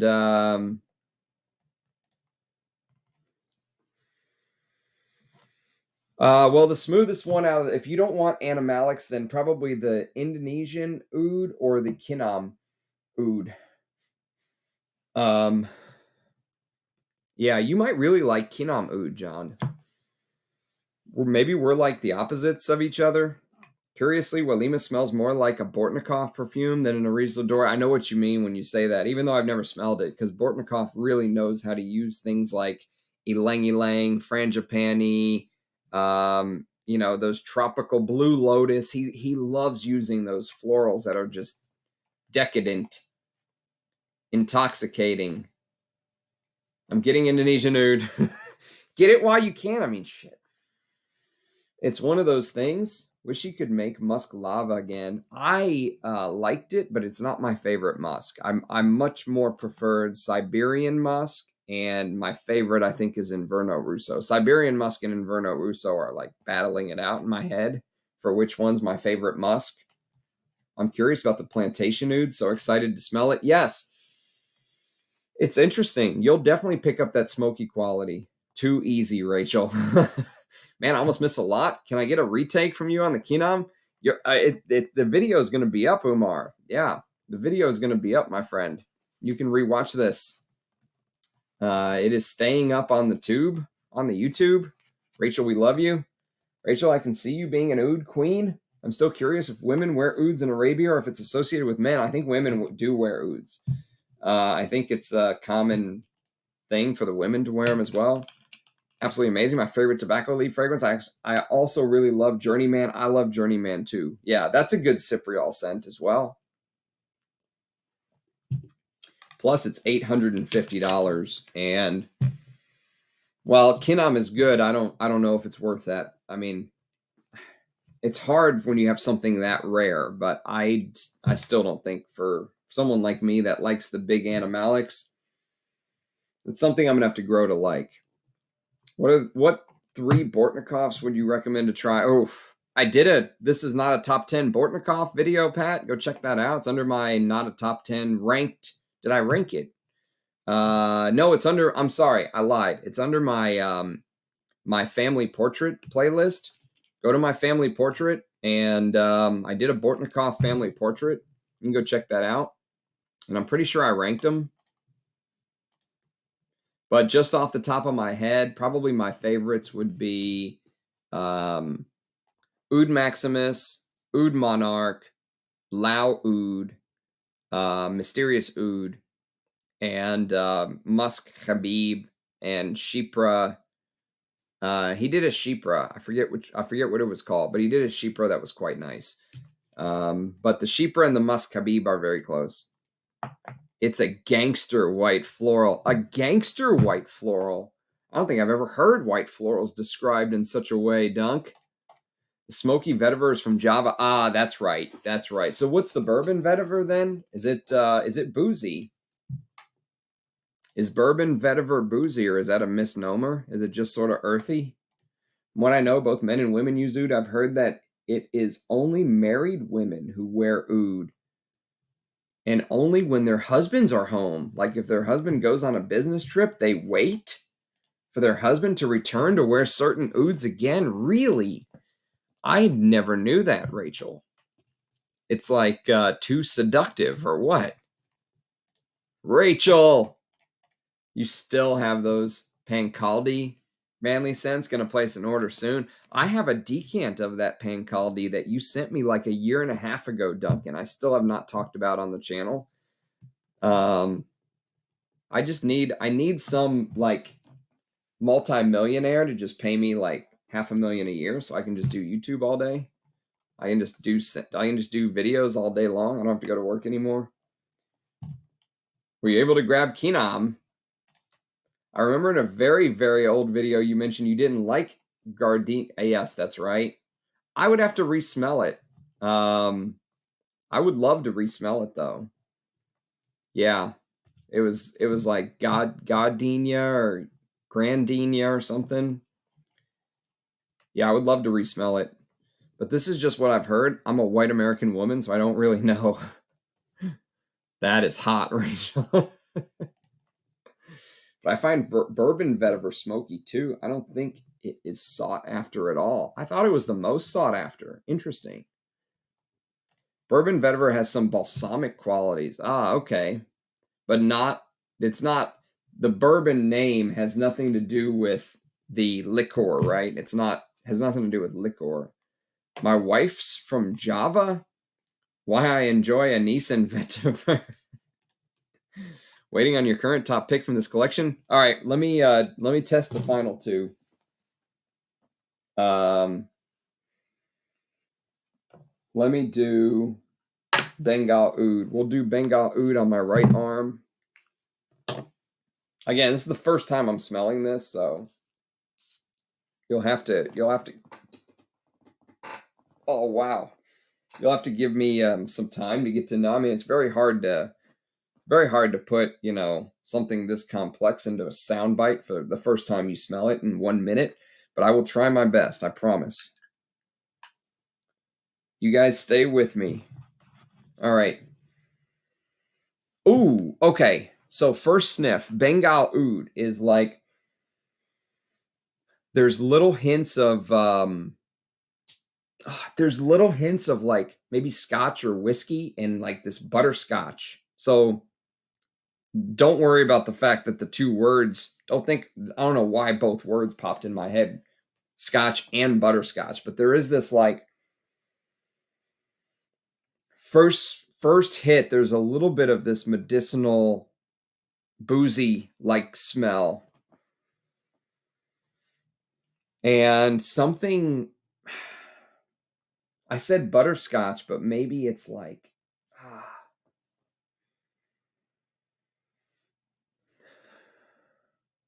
maybe it is butterscotchy. I don't know. With that sort of, you know, medicinal burning wood note that is pretty common amongst these different types of ouds. But that sort of booziness with that butterscotch accent sets this one apart. This one's different. This one's a little bit different. I think it's closest to the Cambodian Oud. It's closest to the Cambodian Oud. But this is different. This is this Bengal Oud is different.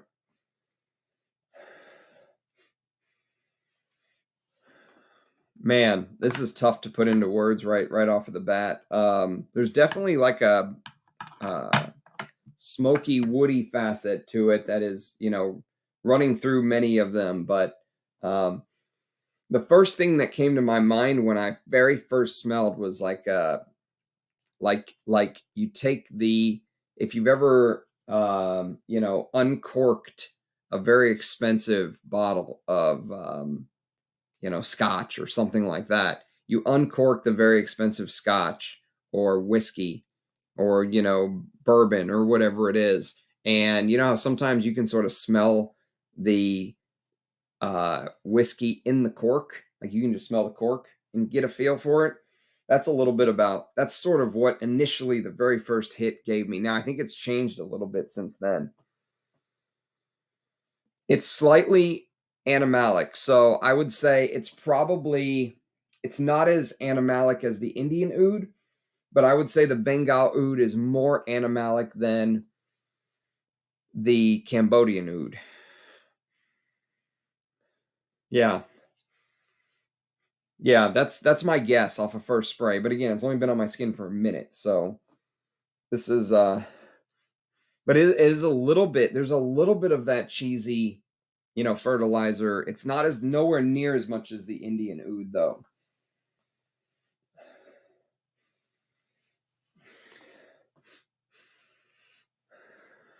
Yeah, maybe there's even a little bit of fruitiness in this too.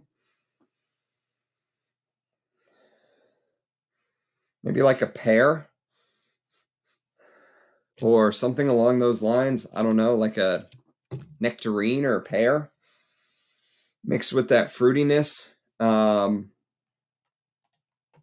have 5 of your top 6, and my 6th is Tabak Dore. Tried most of them because Bortnikov samples are much easier. They are easier. That is actually one of the reasons why I started with Bortnikovs, why it took me so long to get into Areej Le Dore. Is you're right. It was tough to, if you come after the fact, hunting down older bottles from Areej Le Dore are very hard to find. But as I've gotten into the hobby and as I've sort of realized that, you know, you just collect stuff over time, slowly but surely, you're not going to get everything all at once. You know, it's a pursuit over years and decades sometimes. And of course, the thrill of the hunt and all that stuff, right? But I've come to really appreciate how Russian Adam labels his stuff, how he does like Atlantic Ambergris 1, Atlantic Ambergris 2. So you know that there is like a distinction. And one thing, if you go watch, like if you're interested in learning about just how hard it is to maybe do one composition versus another composition. And many people were giving Bortnikov a hard time about this as well, because he didn't take the path that Russian Adam took. He actually took a different path where he just did, say, Muscabib, and that's it. And so one thing, that comes up with that, there are issues with that too. When you're using natural, sometimes it's very hard to get the smell the same from one composition to the next. Go watch Russian Adam's video. If you're subscribed to his YouTube channel, he did a video when he released Atlantic Ambergris 2, when he released that a couple years ago. And he talked about just how hard it is to get the smell exactly the same or as close to the original as possible, because if you tincture ambergris, it actually smells different if it sits out 6 months versus a year versus 2 years, even if it's the exact same ambergris hunk. So let's say you shave some off and you create a tincture with that, you make a perfume, and then 2 years later you come back and you use exactly the same chunk of ambergris and you do the exact same thing, they can smell completely different. And some of it has to do with how long it sat before it went into the perfume. But there's all of these crazy factors that most people like us don't think about until someone like Russian Adam explains it to you. And that's why he is such a gem to the community. I'm getting little green touches in this. Like maybe it feels a little bit like pine. So think slightly animalic, less so than Indian Oud, but now you get a little bit of this green, piney, mixed with that whiskey, bourbon, scotch, liqueur, butterscotch type opening. There's still, I think butterscotch is a good representation of what that outlier sweetness, there's some sort of warm sweetness kind of going on in the background of Bengal Oud. There's some sort of, yeah, this is a good one. This one might compete with the Indian Oud for my favorite. It'll be very interesting to see, because now this smelling the Indian Oud now, which however long it's been on my skin, compared to the Bengal Oud, you can really see just how smooth the Indian Oud turns into. Most Indian Oud does not turn this smooth this quickly. Yeah, it's kind of that, it's lost all of that that cheesy animalic bit that was there in the opening, and now it's turned just super smooth and refined. Very wearable Indian Oud. Yeah, this Bengal Oud might compete for the top spot. That's a tough one. I don't know if I'm going to be able to rank these. Oud Maximus, Lao Oud, Triad. Have I smelled Triad? I can't remember. Oud Monarch, Lalique. I know I did a video on Lalique, I think. Muscabib, Muscalone, Tabak Dore. Yeah, Tabak Dore is amazing. That's on my wish list. It was too late. I just missed it. I'm pretty sure bourbon is referring to the Isle. It's what I thought, Will. Yeah. Thanks for that. Rush French family, and supposedly so does the whiskey. Interesting. 2 minutes late. Kinam, Cambodian, Bengal. I got Chinese and Indian. The Indian's really good. I haven't smelled the Chinese yet. They went so fast. Yes, they did. Yep, it's just the origin name as the bourbon. Excellent. Okay, thanks for that. Learning something new every day.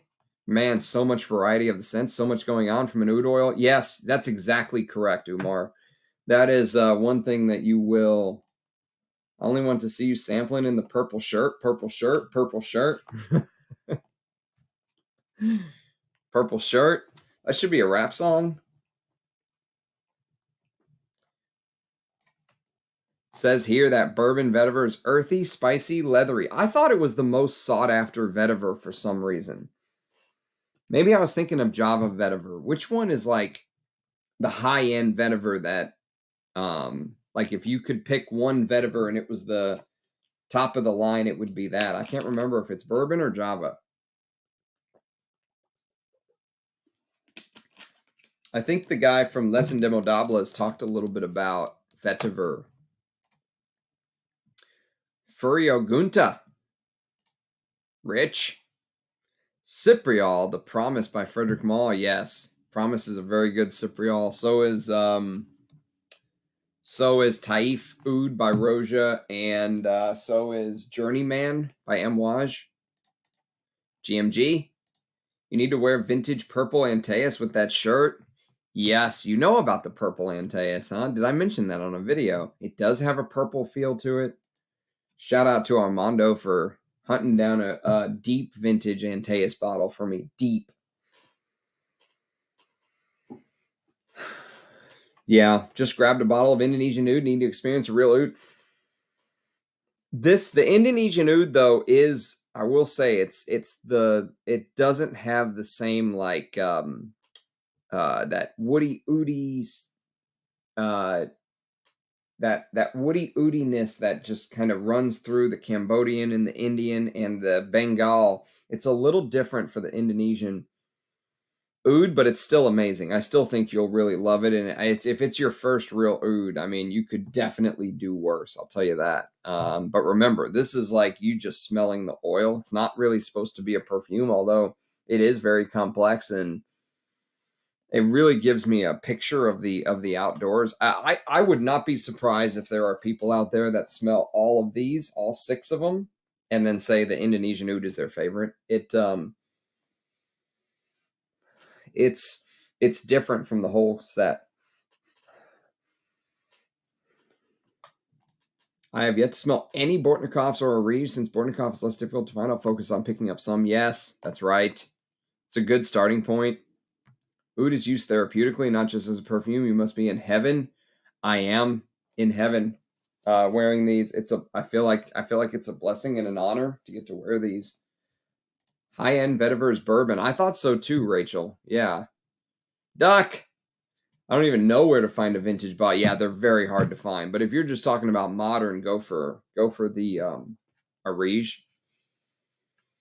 Go for the Areej. I've heard too many people talk about that they've ruined Jubilation 25, and you don't need. The thing is I got very lucky with finding my snap cap, but you don't need to go deep vintage to get the snap cap. You can just find, even if you can find one that is magnetic but says the name right here on the front, go for that. Just as long as it doesn't say it right here. If you can find it where it says it on the side, or it doesn't say it at all, like this one, even if the cap is magnetic, go for it, because one day I'll do a comparison video for you guys between the vintage, between the deep vintage Jubilation 25 and, let's say, maybe not the more modern one, but still the older version where it said the name on the collar. I'll do a comparison video between these for you guys, because, the first 5 or 6 hours, very similar. They are very similar in the first 5 or 6 hours. And I usually reapply anyways. The difference is this thing literally lasted on my skin for like 20 hours. I mean, it is a absolute beast. But there's not very much difference in the first 5 or 6 hours. It's just this goes away, and you just have to reapply after 6 or 7 hours, which I usually reapply anyways. So it really didn't bother me. I'm very glad to have this, though, as like a backup. But do not pay, like, I've seen bottles of this for like $1,500. Do not pay that. Just don't do it. Try to find a better deal on one like this, where it actually says it on the collar and not here on the front. And if you can get this for a couple $100, go for it. Go for this one. But don't buy the new one, is the rumor I hear. Now, I've never smelled the new one, but don't buy the new one, is the rumor I hear. Okay, so I'm running out of room. I need a bigger desk. I need a sugar mama that'll just pay me $500,000 a year so I can just do fragrances as my full-time job. There's so many videos I want to do that I just don't have the time to do.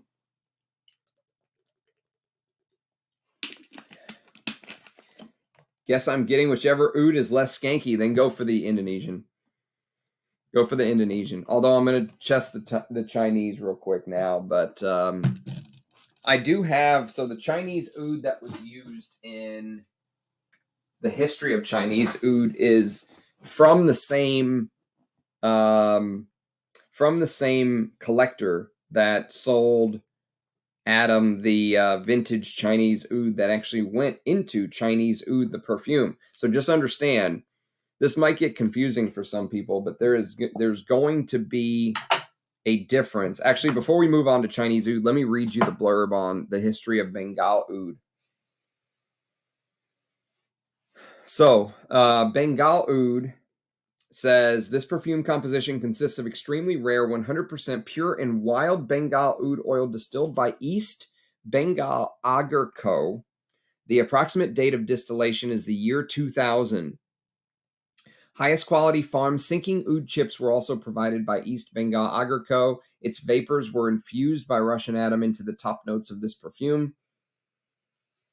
Let us appreciate and cherish the old Bengal Oud heritage. Okay, so that was the History of Bengal Oud. Definite runner in the running for my favorite one. And so finally, we have the History of Chinese Oud. So this oud oil that went into here is the same oud oil that went into Chinese Oud, the fragrance. But Chinese Oud, the fragrance, which came out in 2021, I believe. Chinese Oud, 2021, yes, is a entire composition. So it has orange and aldehydes and bergamot in the top. It has Chinese Oud, Chinese Rose Otto, Chinese Gardenia CO2 extract, and Chinese Jasmine Absolute in the heart. And then it has Mysore sandalwood, Indonesian vanilla, patchouli, and oak moss in the base. And so this is, I have a video on this up on the channel, but it was a first impression or early impression video. My thoughts have changed a little bit, but I will tell you that wearing this one is like being in a Rolls Royce. You don't feel a single shift. Everything is smooth. It's like riding on air. And I think maybe part of the reason that this did not get hype is it's not going to open and punch you in the face like Indian Oud.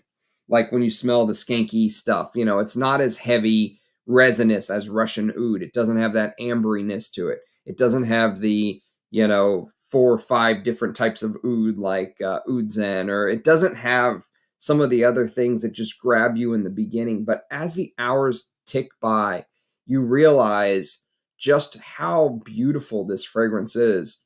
The way that it all blends with the rose and the Chinese Oud itself. It does have some skank, but there's a little bit of this clean woodiness to it as well. And it's one of my favorite woody fragrances ever, I think. I mean, it is. I'm in love with this stuff, and the only regret I have is that I don't have the full bottle. That I have the 10 ml Discovery Atomizer. I mean, you can see the quality of the workmanship. I mean, look, the real wood that they used is actually cracked there, but it's beautiful. So anyways, I say that to just say that the oud oil in the History of Chinese Oud is just like extracting the oud from this composition, and here it is. This is the oud itself in this.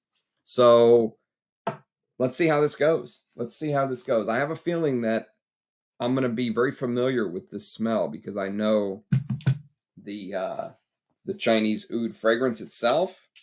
But let's see how this goes. The History of Chinese Oud.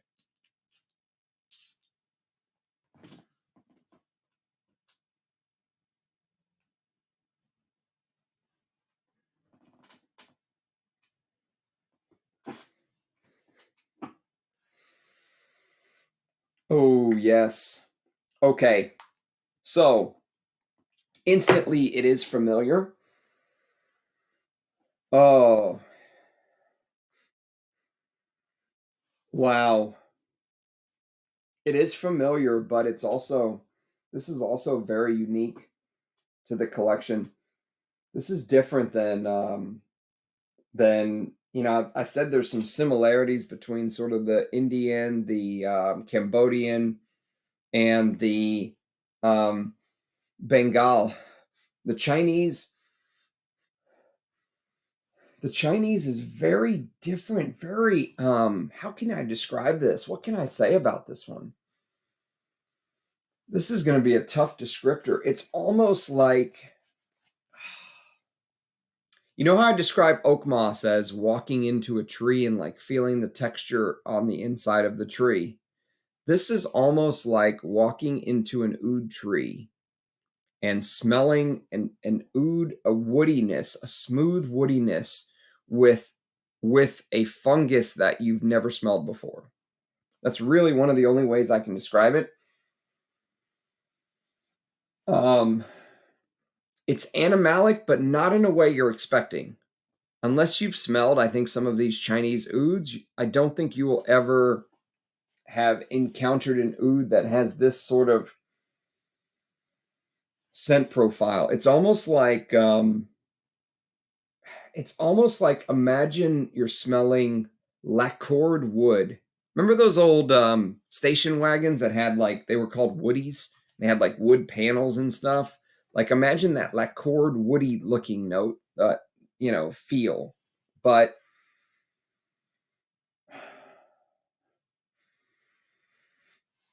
man, I wish I could describe this to you guys. I honestly don't think I have the vocabulary. It's there is a moldiness to it. There's a fungal aspect to it. Almost like a burnt mushroom. How's that for a descriptor? A burnt mushroom. It's like a woodiness with a burnt mushroom and some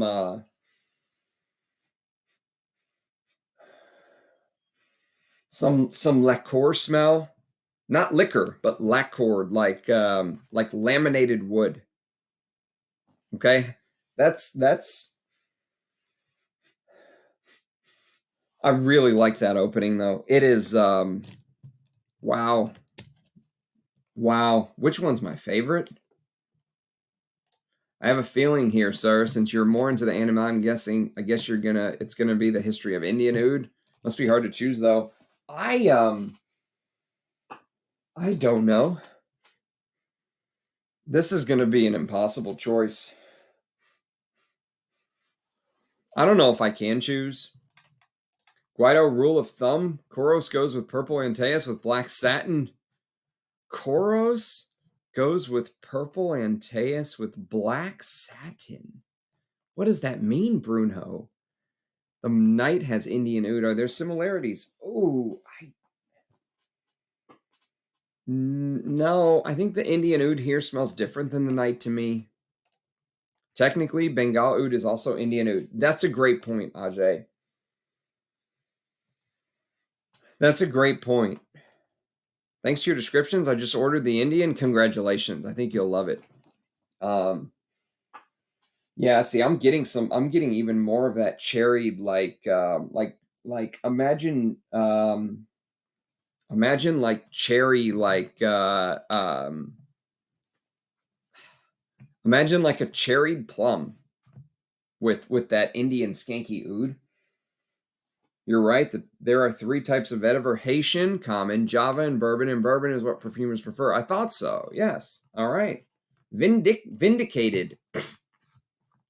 Creed, Bois de Portugal, and Tabarome, and Amouage Overture. Been curious about those? Yes, you'll enjoy them.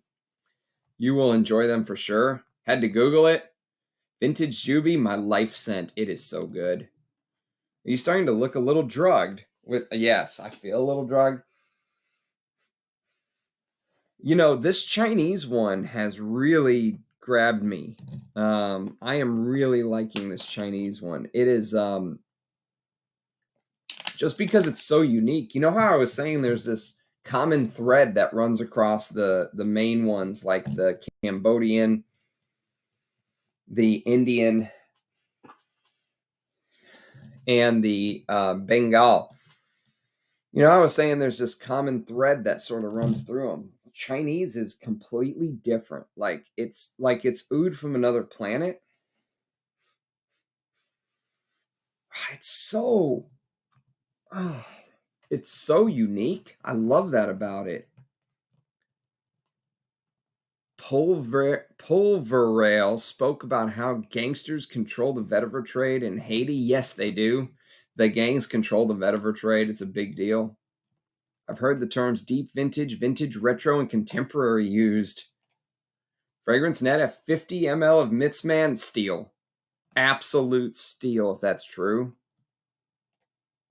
New Juby sucks, that's what I've heard. I believe that it's a bit unfair to compare these artisanal perfumery with any of the niche or other high-end. I think you're right. Umar. I think they're sort of in a category of their own. But to be fair, the other high-end niche companies are not without fault because they made billions of dollars by advertising oud to the public, and there's not a drop of real oud in here. Or if there is, because I'm no expert, I'm just some guy that loves perfume. But if there is oud in here, there is the tiniest eensy weensy drop, just so they can legally claim that there is oud in there. And then the other 99.999% is black oud, or whatever oud du jour of the day that they're using. So these houses are not without fail. They are not without they deserve to be criticized harshly because they basically sold oud as this new, exotic, so expensive thing so that they could double and triple the prices of their bottle. And now when you really get into it and you compare it to the real thing, I think you're exactly right. There is no comparison. But they've almost forced there to be a little bit of a comparison by the way that they advertise.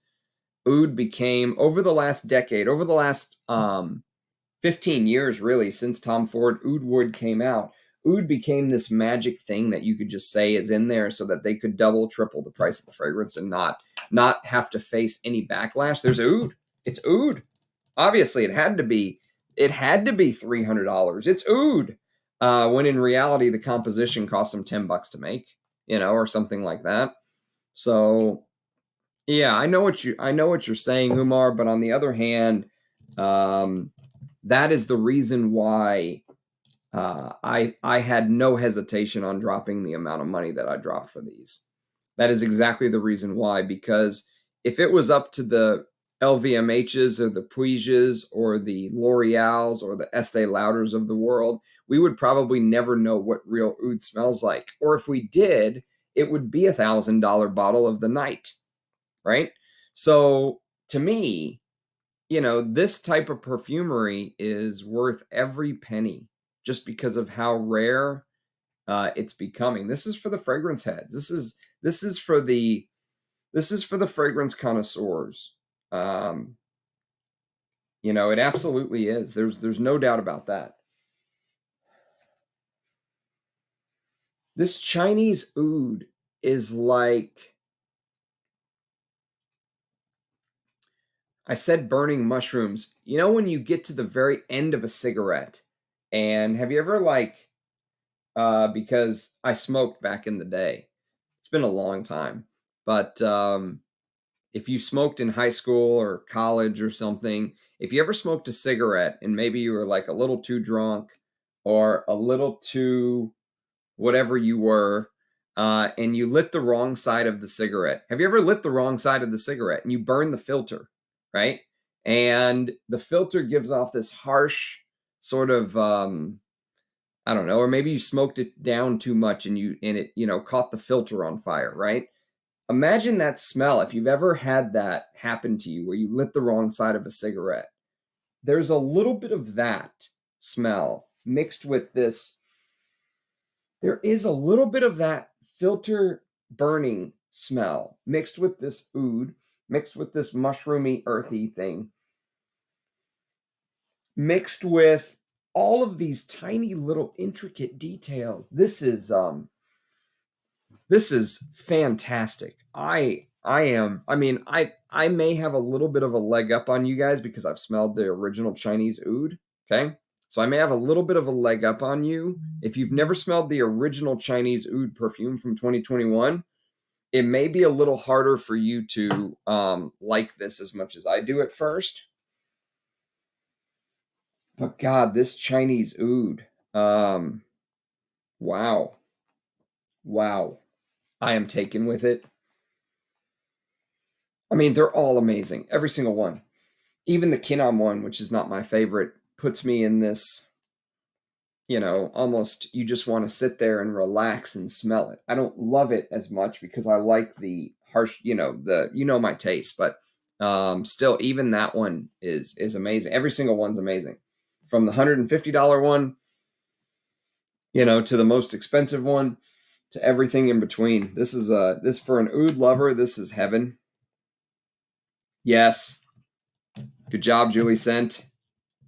Happy to have an oud at the price. Russian Adam charges. Spending 1,000 blind on Ensar was giving me anxiety. Yes, you are exactly correct. It can be a very expensive rabbit hole to go down, Tripler.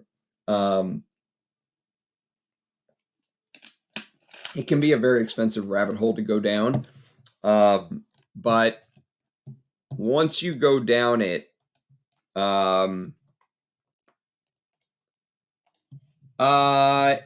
the Indonesian one, just so you know, here, let me read the Chinese one first, and then I'll go read the Indonesian one again for you. But it says, History of Chinese Oud, distilled in the year 2004, this wild Chinese agarwood, this was a wild one, was made into a sprayable perfume, making it one of a kind due to the extreme rarity of this material. Sinking wild Chinese agarwood chip vapors were then infused into the top notes by Russian Adam to deliver an unmatchable experience to the wearer. Let us cherish and enjoy the beauty of old Chinese oud. Okay, so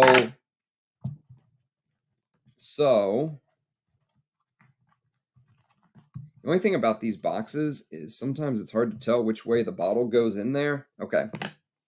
All right, so the Indonesian one said, perfume composition consists of agarwood essence obtained via hybrid CO2 and ethanol extraction. Modern and unique method captures the most clean, resinous, sweet, and spicy scent of Indonesian oud, coming from a sustainable plantation, as well as wild trees in Sumatra. This extract offers an affordable yet layered and complex olfactory journey that is as close to the scent of burning oud wood as possible.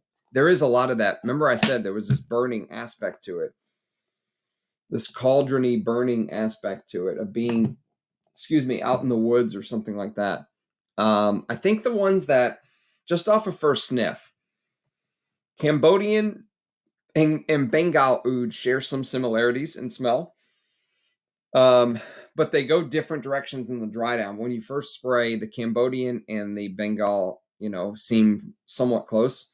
The Indian Oud is the most traditionally animalic of the bunch, but then it turns into this very smooth. Most Indian oud does not turn this smooth. It goes medicinal, it goes paint thinner, it go, all these other ways oud can go. This one goes extremely smooth. Old house, old chest, old wood. Something with some years on it, but something that's been taken care of. And then that fruitiness. And the Chinese one, I think I hit the nail on the head. Imagine the smell of lighting the wrong side of a cigarette, burning the filter because you're too drunk, and it gets that, that burnt chemical smell in the air. And it sounds disgusting, but this Chinese one is I am really taken with it. Ramsey will have a decorated oud tree in his living room next year instead of Christmas. Instead of Christmas tree, I'm going to get an oud tree for Christmas. Some kids are grown in backyard gardens. Some are grown on big plantations, and some are wild harvested. I believe that Indonesian has mostly plantations now. Yes, and one of the things that Ensar's done, Ensar's YouTube channel and Russian Adam's YouTube channel are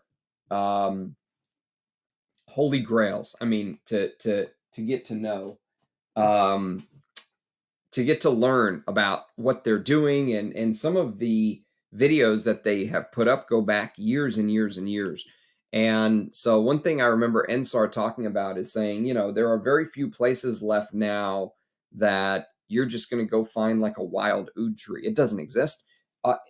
As soon as people realized just how much money they could make off of this oud thing, because some of the people in some of the countries, like for example, someone asked Ensar a question: do people in places like Vietnam wear oud, where it actually grows? And he said, surprisingly, no. Like, they had no clue it was growing around them, and they had no clue sort of the value of it sometimes. Like, decades ago, you could wander off into the jungle a little bit and find some wild trees. And he's like, they've all been cut down. And there's a certain way that you can harvest oud where they almost cut it out to look like a stair step. So they infect the tree, they cut the hole, they let the ants go bring the fungus or mold or whatever it is in there. And the tree builds, fights the fungus or fights the infection with this resin. And the resin literally changes you can see on the wood, you can see like an infected tree versus a non-infected tree. And the oud itself is literally the tree fighting for its life. That's what it is. The tree is in a fight for survival against this fungus, and it's pulling out all the stops basically to try to survive. And this is the way it protects itself. And when you're wearing oud and you think about this smell that you're smelling, and it's literally this composition, this change in the tree from what it was before it was infected to what it ended up turning into once it got infected. And depending on how long it's been fighting for its life, and how old the tree is and where the tree was grown, and all of these different factors play into it. And if you've watched some of my older videos, there are times where I've taken one of these that Russian Adam sent me, and I've smelled it and I've said, this smells like orris, or this smells like iris, or this particular oud smells like some other thing that you wouldn't think. You wouldn't think oud would smell like orris. And Russian Adam said, we don't know what goes on inside the tree to create such a compound. Of course, he said, praise God, thank God, we don't, God gives us these beautiful gifts and all that. But I mean, maybe that's the best explanation we have, is we're just lucky to get to experience it. But when you, it's such a oud for me is such like a, relaxing, but also contemplative, and it opens your mind like a portal, like you could see things that, like your mind has just been given like some super drug to open it up and see things in a different way, relax in a different way. And it's such a contemplative scent for me. And that's why as soon as this set came out, I knew I was going to try to get all of them, because I've had the experience of actually getting to wear the real oud to bed, and it is extremely addicting. Wearing actual oud oil is an extremely addicting experience. But when you think about it in terms of life and death and the tree's struggle for survival, and if you keep those thoughts in your mind as you're wearing it, it's almost like putting the soul of the tree into this one little thing, or into this one little bottle. And so, I mean, Dior and all the LVMH brands can sell gallons of the fake oud stuff, but I'm at the point now where I would rather have a few drops of the real stuff, if that makes sense. And that's why I'm so excited for this. That's why. I mean, this is the kind of stuff that I want to wear now. I'm at the point in my journey where this is the kind of stuff I want to wear, or vintage. I want to go back in time and smell the old scents, or I want to wear stuff like this, and that's it. I mean, I want nothing to do with the new stuff. Someone told me that Roja is putting out a Elysium Extreme or something.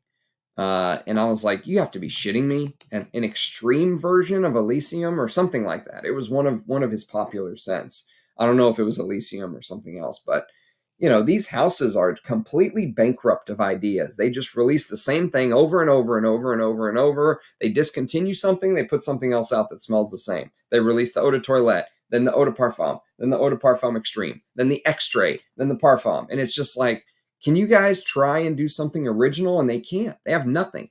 And so since they have nothing to really give to the fragrance world, I feel like you have to go back in time, or you have to go to houses like Areej. And so that's kind of where I'm at.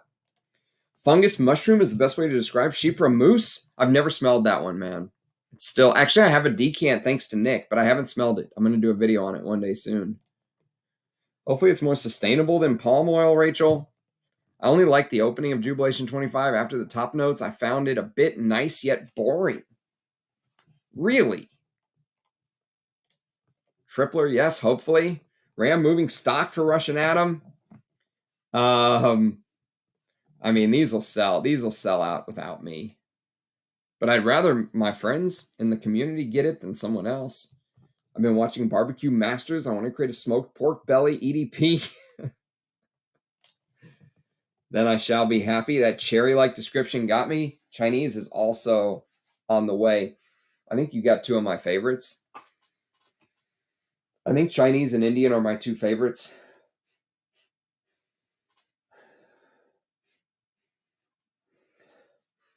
Now, the harder question is to ask me whether I like the composition of Chinese oud as a perfume or the oud itself. The actual oud in the history of Chinese oud. Just that oud note taken out and isolated, or do I like it in the fragrance? That is a tough one. That is a tough one.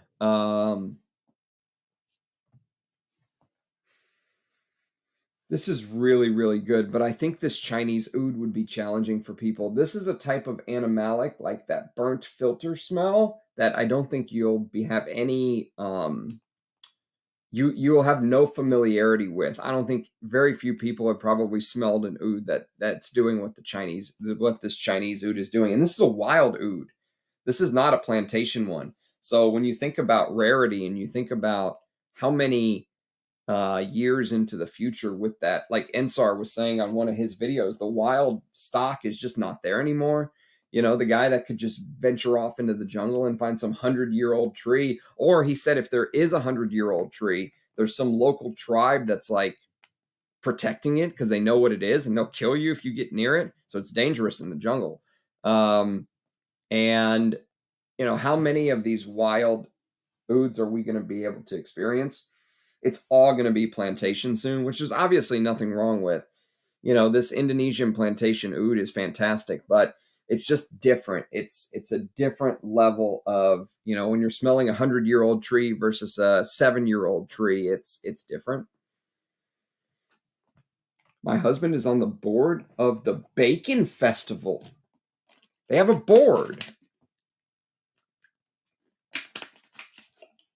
It could be a thick girl panty drum.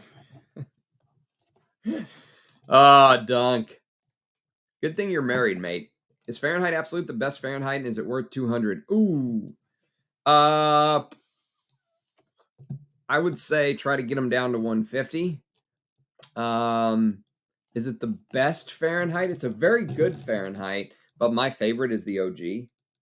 The OG Fahrenheit is my favorite. But Fahrenheit Absolute is very, very good. It is, I think Francois Demachy at his best. I think this is what he did best. He did flankers. You know, his hits for Dior were flankers or early on in the Privé collection when he did stuff like Leather Oud and, you know, that kind of stuff. And again, Dior putting out stuff like Leather Oud, making money off of oud. I can't feel sorry for him, you know. People call stuff food too. That's just chemicals. You're right. You're spot on, Tripler. Hey, Dave, welcome. Oud de jour and Oud after dark. I don't know those, Green Dragon. Oud de jour. I gotta look these up.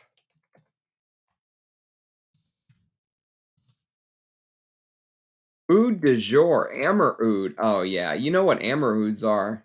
They feel like like castaway Tom Fords. Like I have one Amber Oud, and it's this. It's Oud Tabak, and it's just like, imagine if you took Tom Ford's Tobacco Vanille and you added a little bit of frankincense to it. That's it. Like, imagine if you've ever wanted Tobacco Vanille to have frankincense. Here you go. And then I was like, I'm just going to buy Tobacco Vanille anyways, because that's what I wanted all along. Respect your take as well. Thank you, Umar. No box. I need to attend this bacon festival. I've lit the filter before. Worst thing ever. Made me puke. And yet, I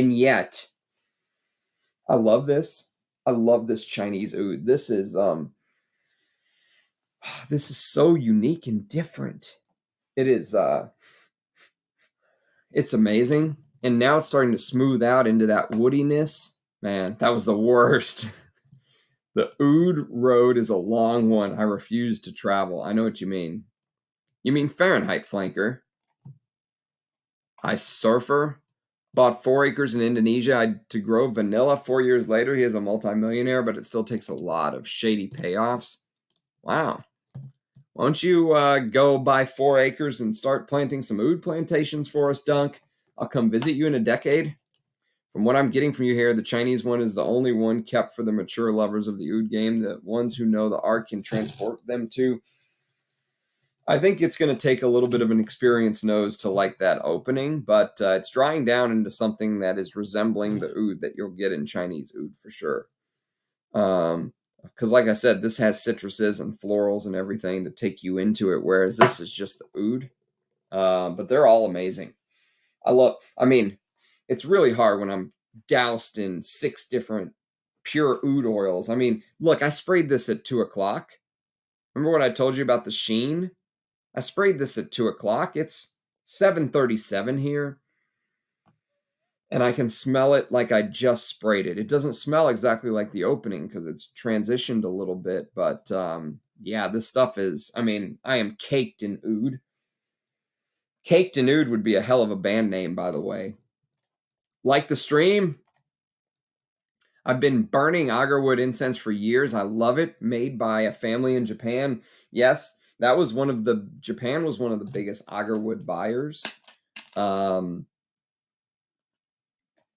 were saying that now that, it's all plantation and the wild stuff is hard to come by and all that good stuff, that the really rich people like the royal family from Saudi Arabia and all this stuff, like they're buying up old, back in the day, they used to make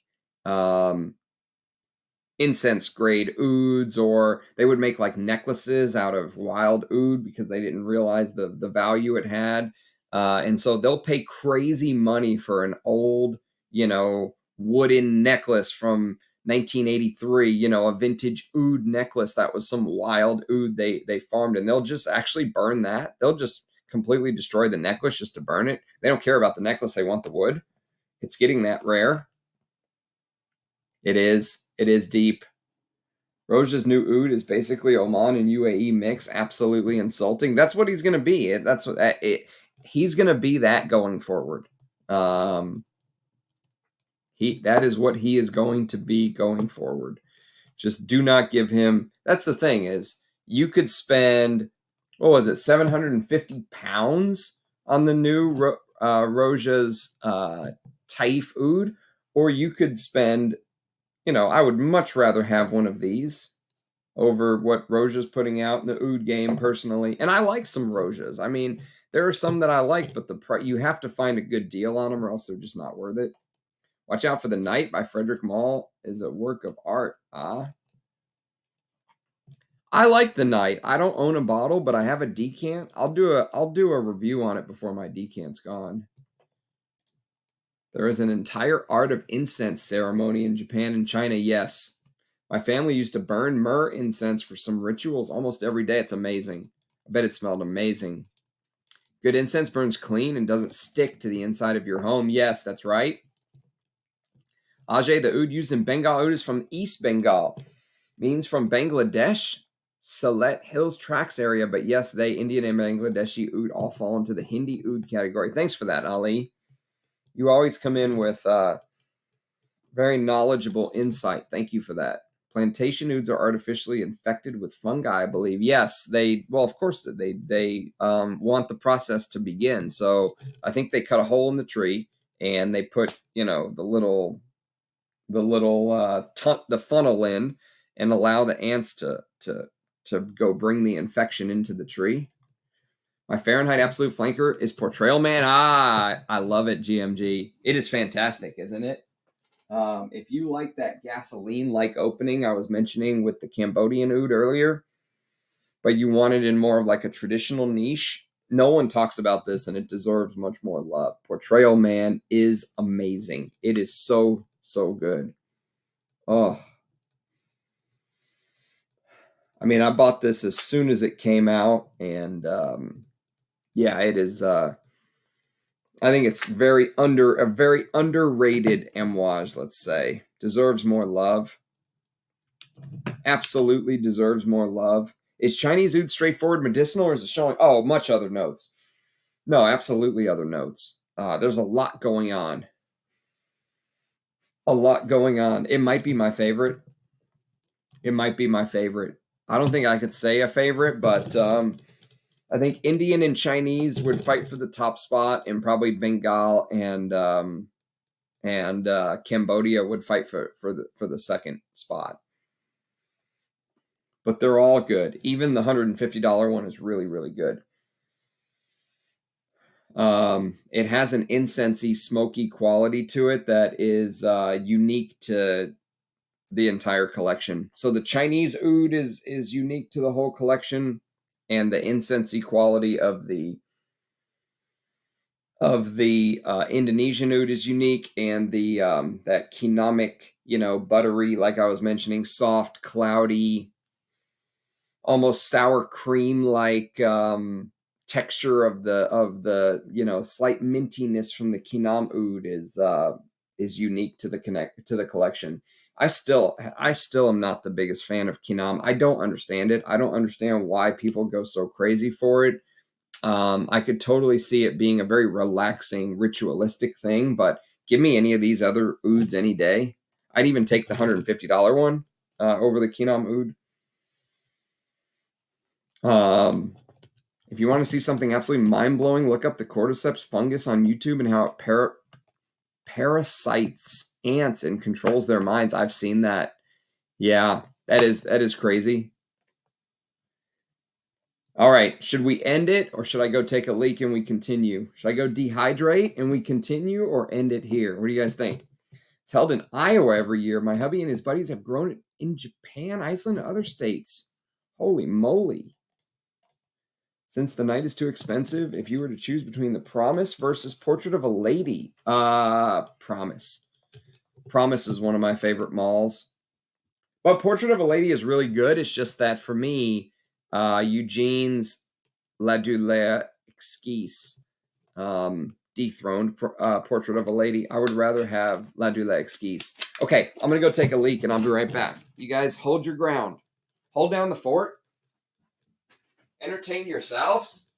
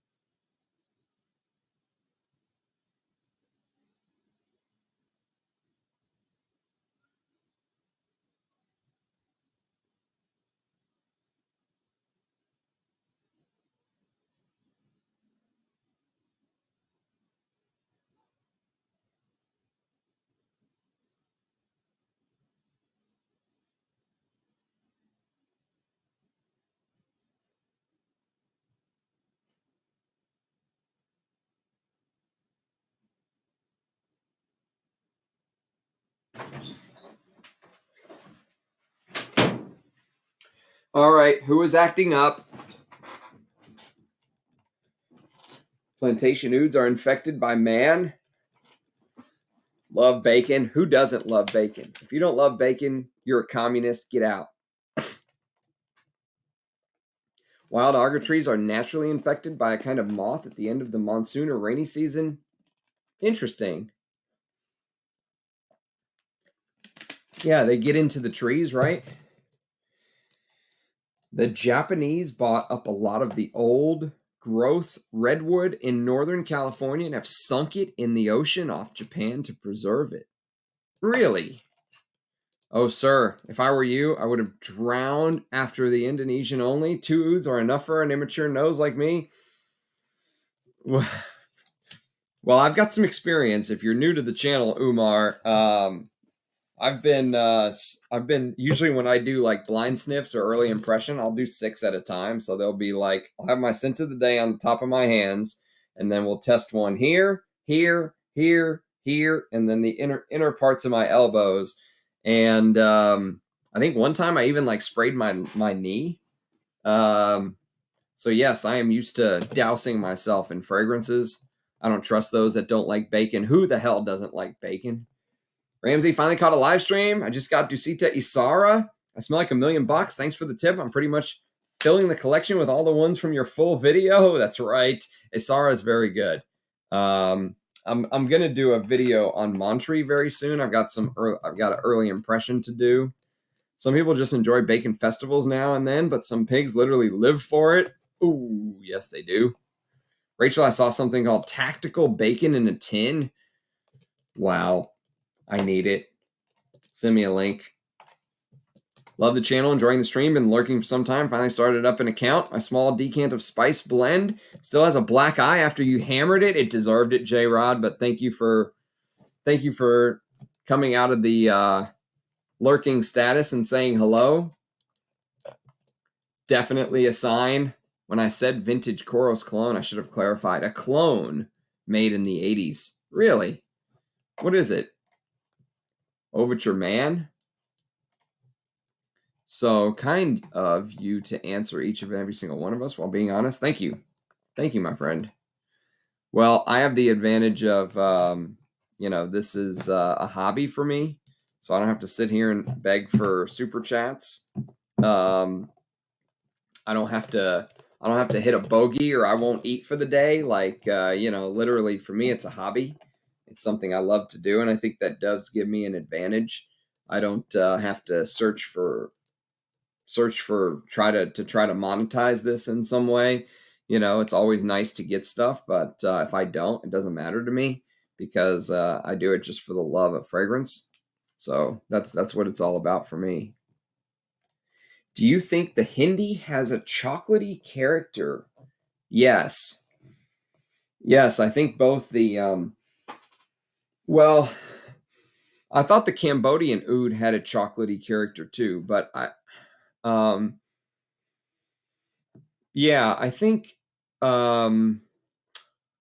you could make the case that there is a little bit of a naturally chocolatey character to Cambodian, Indian, and Bengal. Yes. Carry on, please. Continue. Hey, Frank. What's up, man? Ramsey, have you tried the original penguin? No, I have not. I've heard of it, but I've never tried it. Have a slash. Entertaining myself. Rachel, what fragrance will you pair with copious amounts of swine?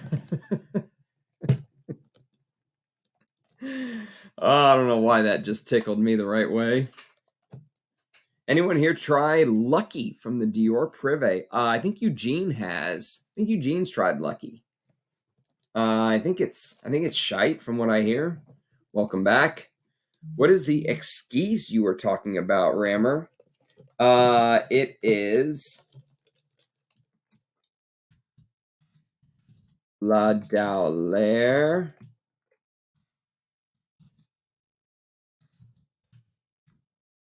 Jesus. Can't type. La Daulaire esquisse.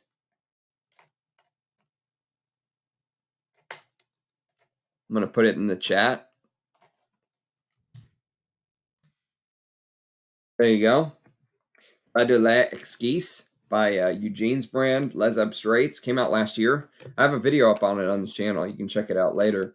I prefer it to Portrait of a Lady. Personally, I think it's my favorite rose patchouli. Yeah, he's got a hit on his hand. It's amazing. It's got some castoreum in the dry down that keeps my attention. The rose patchouli is just beautiful. A little resinous, spicy. It's great. Pair of perfume with barbecue pulled pork sounds awesome. Maybe something boozy, leathery. Dessandra's is my favorite from the three, but I don't have it yet. Yes, Dessandra's is. I could totally see how that could be. The winner for some folks. For me, it's a toss-up between Dessandra's and Portrait of a Lady. I'm sorry, and Le Dure. Now you got me doing it. But yes, it is very, very good. Very, very good. Bellam is the weakling, is the runt of the three. Although I thought it was a very good fragrance. It's for me, it wasn't. I didn't like it enough to get a full bottle. I just ended up getting, what I did is I bought this instead. So the money I was going to spend on Bellam, I ended up getting 31 Rue Cambon, which I really can't, I can't. I love this stuff. It is fantastic. It is fantastic indeed. But yes, for me, Dessandra's and Le Dure are full bottle worthy for sure. 100%. Have learned a lot from you through my search. Though I have realized I don't share your love of castoreum. Maybe you will, though. That's the thing. Maybe you will. It could be something that just grows on you, as your nose matures, as the years go by. There's a lot of stuff that at first I didn't like that now I absolutely love. So yeah, something to consider. Your taste may change, my friend. For the love of the game, that's it. I love your I love your thumbnail, by the way. It is fantastic, isn't it? Do you get the Micah? Do you get the comparison to Devon that I made? I think there's a lot of Devon in here. Yeah, this is pure masculine vintage Chypre. That birch tar, that man, it's so green and smoky. I love it. I love it. If you like the green fragrances from the 70s, you should try Dessandra's. Any thoughts on Escada Porom EE facing each other and EE not facing each other and worth the ridiculous prices? I have, honestly, mate, I have no clue what you're talking about. EE facing each other. So both of the ones I have, the E's are not facing each other. They're facing away. I didn't even know there were bottles where they faced each other. What's that all about? Is it just like a misprint or something? I did a comparison video between the Eau de Parfum and the Eau de Toilette. If you guys are looking for stuff to watch, you can go check out my comparison video. Long story short, I'm glad Anuj found me a mini of the Eau de Parfum because I'm actually not in love with it like I thought I would be. I actually prefer the Eau de Toilette. Go figure. So yes. I do love that stuff, though. I love that DNA. I have found from you that I would have never have found that I have really enjoyed. Nice. That means the world to me. Thank you. It's fantastic. An herbal rose fragrance backed up with a nice castoreum. Yeah, that castoreum is fantastic. May need something to cut through the fat like gin fizz. Do you get any Noir anthracite? Ooh, I know what you mean, but I wouldn't have thought of that, Micah. I would not have thought of that, but I know what you mean. Yeah, that's a really good perfume too. Noir anthracite.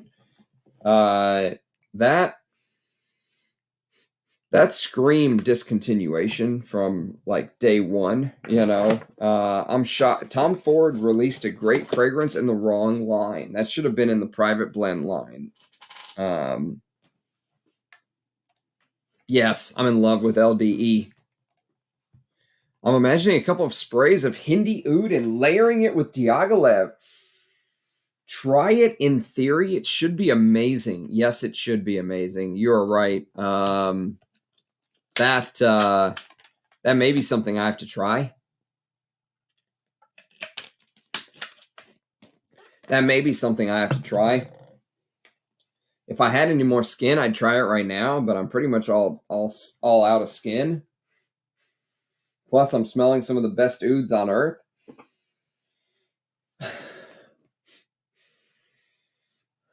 Man, I hope whoever gets some of these loves them as much as I do.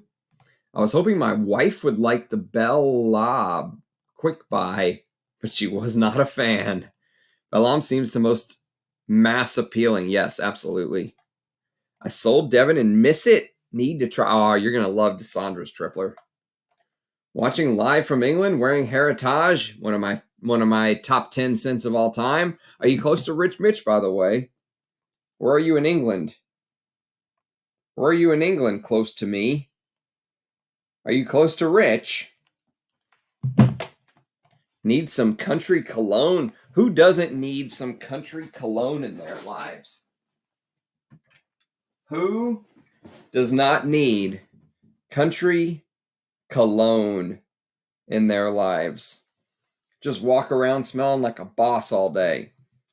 Oh, I love this stuff. This is the very first thing I thought about whenever I smelled Dessandra's. First thing that popped into my head. And that's where, the folks who are like, oh, just because, you have the money to buy a bunch of fragrances doesn't make you an expert. And it's like, well, it may not make me an expert, but it definitely makes me more well-rounded. If you've never smelled Devin, no offense, but you would just never be able to make that connection. So, the knowledge and what you learn and smelling a bunch of stuff, and you don't have to buy full bottles. I mean, you could smell it from a decant or something, but for me, I mean, the brain is like a sponge, and it's like when you smell a scent, sometimes the hardest thing for me is trying to recall a scent on a day like today. Like if you just douse yourself with 6 or 8 scents, it's much harder to recall one. But if you actually wear it as your scent of the day and live in it, even if it's only a couple times, your brain will create like a link to that scent. And when you smell something else, you'll be able to make these connections. The not facing EEs are more vintage. The not facing EEs. So the E's facing outwards are more vintage stuffs. The not facing E's. Okay. Good to know. The opening of Dessandra's is a punch in the gut, which I love, but my wife hates. I love it. That old emoji, glamour shot from back in the 80s. Same. Took me a couple years to come back around to Imitation Man. Absolutely clicked with it. Yes, I know exactly. I mean, I didn't have to come back to it, but I know what you mean. Sometimes that's how it goes. But it's definitely my favorite of the 3. Time apart is healthy, Micah. The EEs facing each other are the reformulations. Interesting. I didn't even know there were EEs facing each other, Stephs. My wife doesn't like most of what I have her smell, but then again, she is not aware of the majority of my collection. It's under like a secret James Bond tunnel. Anyone else here order fragrances to their work address? Oh, that's good stuff, Ajay. Ram, I can't recall if you've reviewed Enclave. No, I do not have a bottle, and I do not like it. Oh, I'm wearing it right now, and it sucks. I don't like Enclave. I'm telling you, man, the Fishman is the worst thing.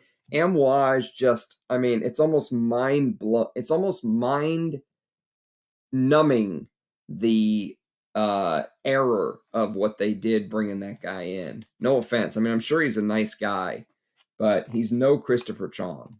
So, are these newer high-end offerings holding their own against the great 80s, 90s beast? I think that Isara can hold its own against Jill Sander Feeling Man. Ooh, I wouldn't go that far. But I would say no. I don't think the new high-end offerings are holding their own personally. I mean, I still enjoy wearing them. I own a Sara, and I really like it. It's one of my favorite.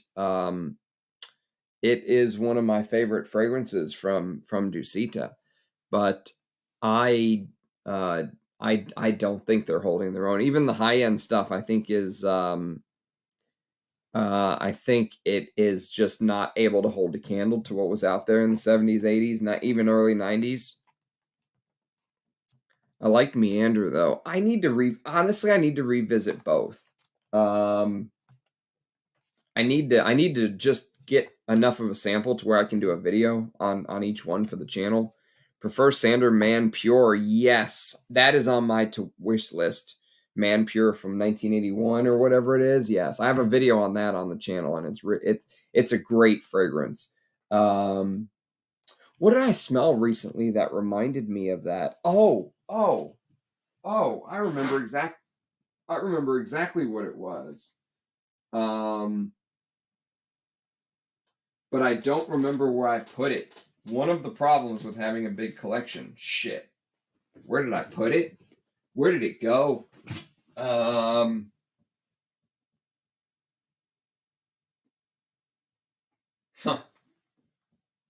I have no fucking clue what I did with it. It's got to be here somewhere. Can't be far. Where did it go?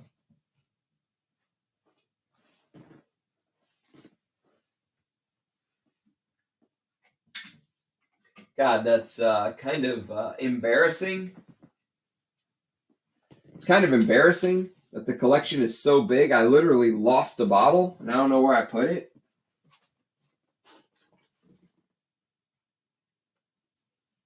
Literally lost a damn bottle. Where are you? I know you're here.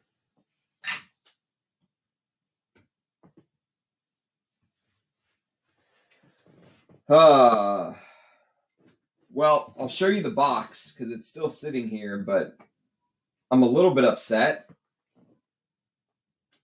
I'm a little mad I can't find it.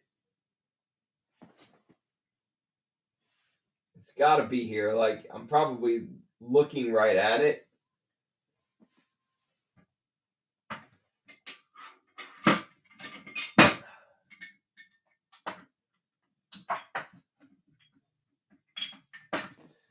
Okay, well, here's the box. I'll have to find it later. The box is Biehl Parfumkunstwerke. Biehl Parfumkunstwerke. And this is ALO3. This is a niche version of Jill Sander Man Pure. Now I'm pissed off. I can't find it.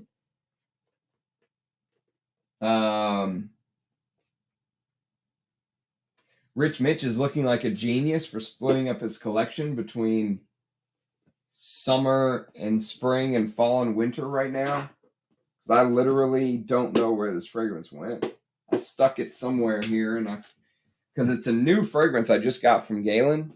So I stuck it somewhere here, and now I can't find the damn thing. Where did you go? How could you do this to me? On a live stream, too? Biehl Parfumkunstwerke. Come out, you bastard. Aha! You were found.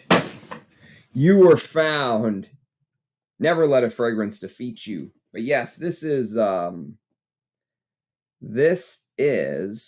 very Jill Sander man. Oh shit, it took the fucking cap off. Oh, you bastard.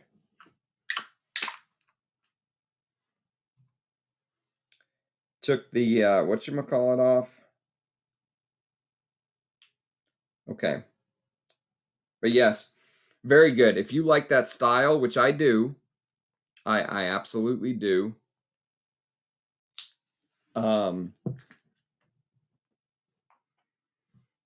Yeah, this is very reminiscent, we will say, of Jill Sander Man Pure. I can recommend this. This is good stuff. I haven't smelled the others from this line. This house though, this Biehl, Parfumkunstwerke, reminds me of Frederick Mall. The whole idea of the line, the whole, we don't care how much budget the perfumers use, and we don't have to follow briefs and all that stuff. It just reminds me of Frederick Mall. It's just this brand I don't think ever took off like Frederick Mall did. So yeah, ALO3 is the one that I really like. So yes. Is there a difference in Devon country and sporting colognes? I don't know.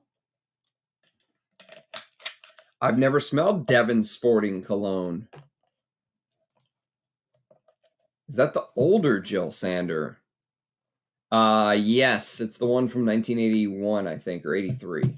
There's something about cheaper oud layering, which I really love. I layered my vintage Azure with vintage Hindi oud, just see how it feels, and it was absolutely amazing. That sounds amazing, Frag Doctor. GMG, you don't like that minty enclave? I don't really care for it either. Sorry, someone parking in front of my house. Trying to see who this is. Oud Infini, the me from a year ago would never appreciate it like I do now. I know exactly what you mean there. I mean, I like it, but I could totally see how that would have to grow on you. Someone else told me that recently too. I wish I bought a bottle of that. There's a regret for me. The EE facing outwards is the deep vintage. Okay. Good to know. I had no clue.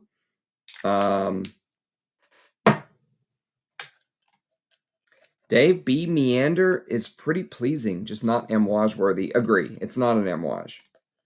I had a seller meet me at my job to make a deal, though. Wanted to cut his shipping costs. Oh, geez. Infini is sheer class. It's absolutely beautiful. It is. Time for me to relieve my husband from toddler duty. Thanks for being here, Rachel.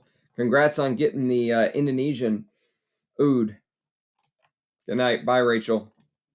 Doesn't shy away from the oud aspect compared to many rose oud fragrances. That's for sure. It does not. No. And it's very musky. You'll get that musky and you'll get the civet too right away. It's great. See you, Rachel. Hey, Dushan. Hey, Dave. Have an excellent evening. Spot on. I'd give you $100 in a 2012 Sport perfume for Antaeus Sport.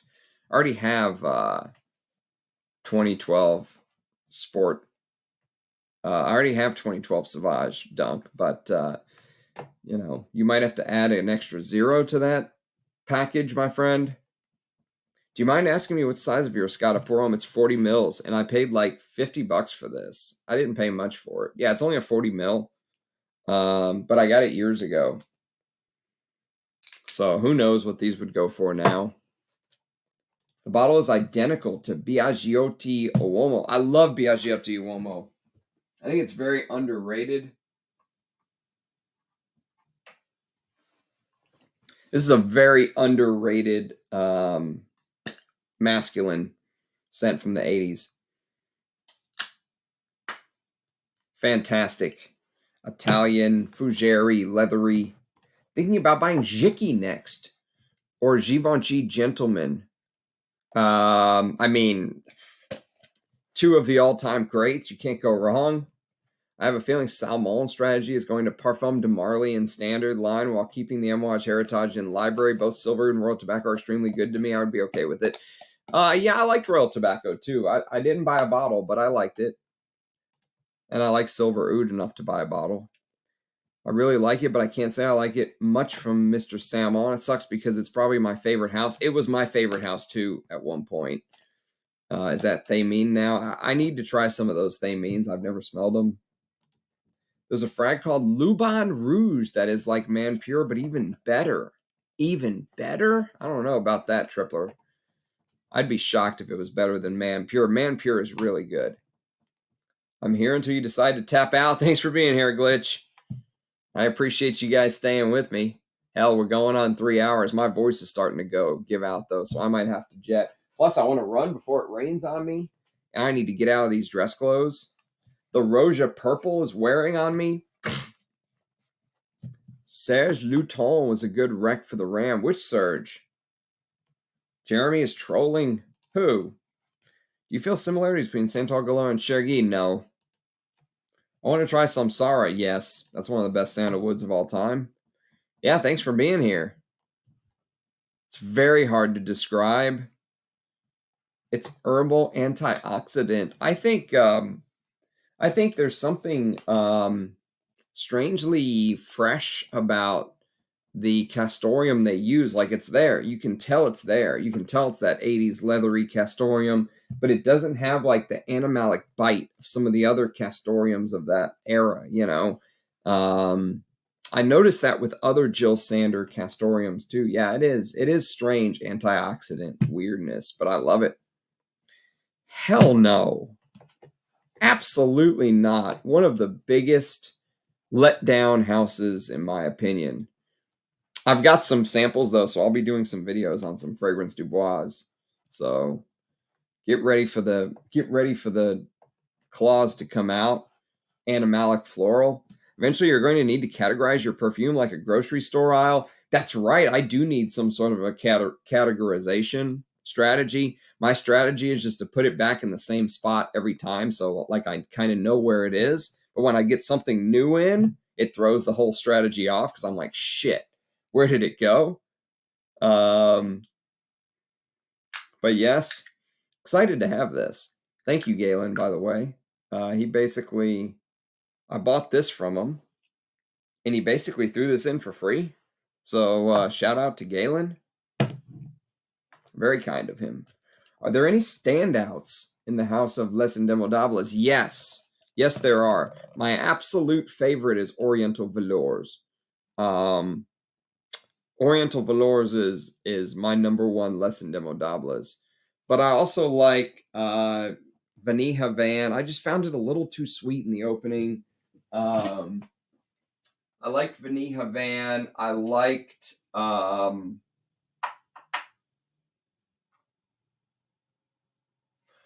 Rose de Jamal. That's a very good rose fragrance, by the way. It's not as good as Russian Adams Malik Al Taif, which I really want a bottle of, but Rose de Jamal is a very good rose fragrance. That's one I can recommend if you're looking for a proper rose. And the other one is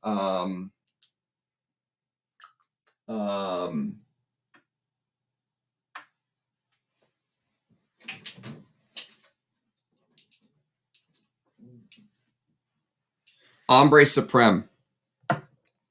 Ombre Supreme and Oriental Velours are my two favorites, but Ombre Supreme is one of the best ambergris scents. This and I would say Atlantic Ambergris by Areej Le Dore are my two favorites. So yes, Ombre Supreme is a beaut. I mean, you talk about like a summer day. You want to wear something sparkly and posh and high class. Very, very few ambergris scents can do what this does. It is fantastic, in my opinion, my humble opinion.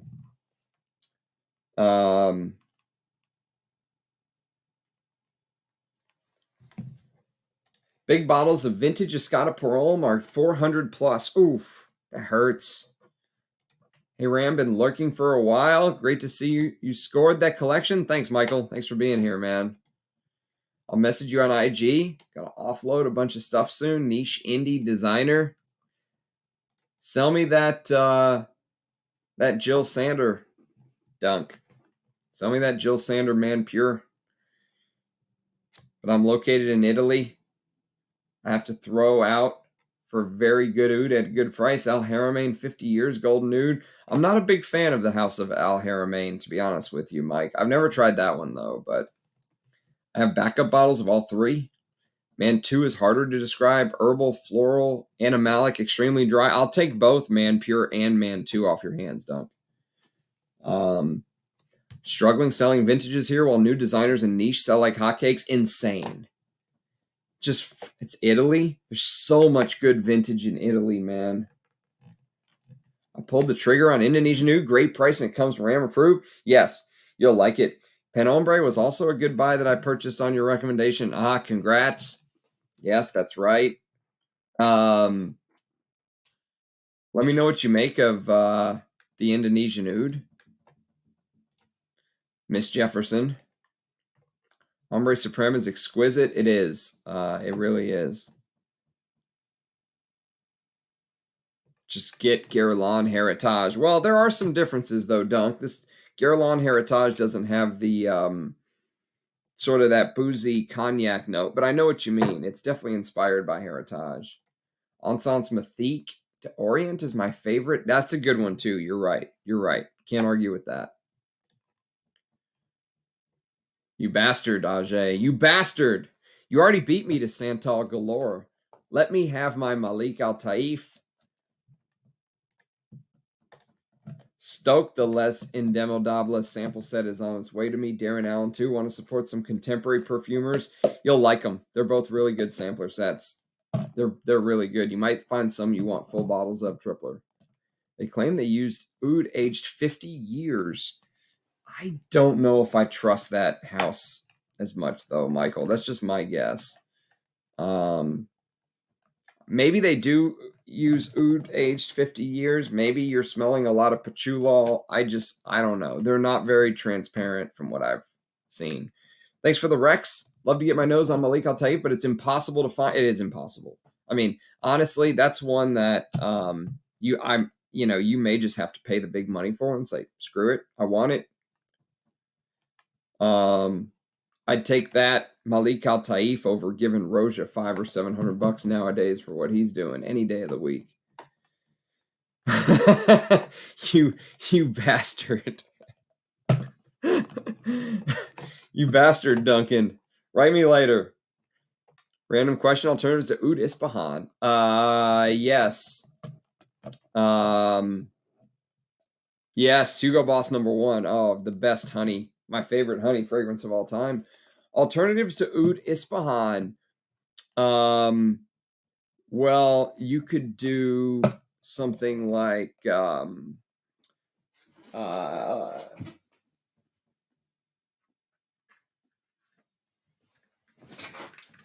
could do Oud Palao.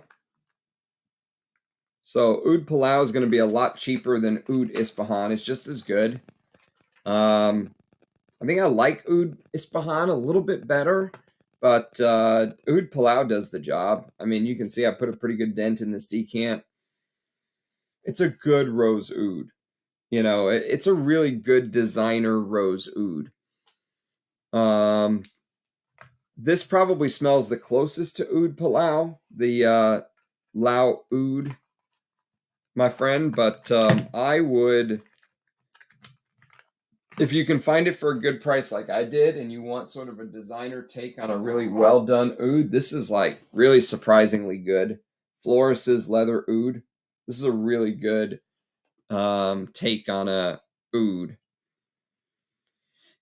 My Only Florist, I actually really like this. This is good stuff. I mean, it's not holding a candle to Russian Atom stuff, but for what this does, it's really good. And again, I paid $100 for this or something. So we're talking about that Indonesian Oud at $155. Doesn't seem that bad of a deal. I know this is 100 ml versus 22 ml, but still. When you have a big collection, sometimes you don't need 100 ml bottles.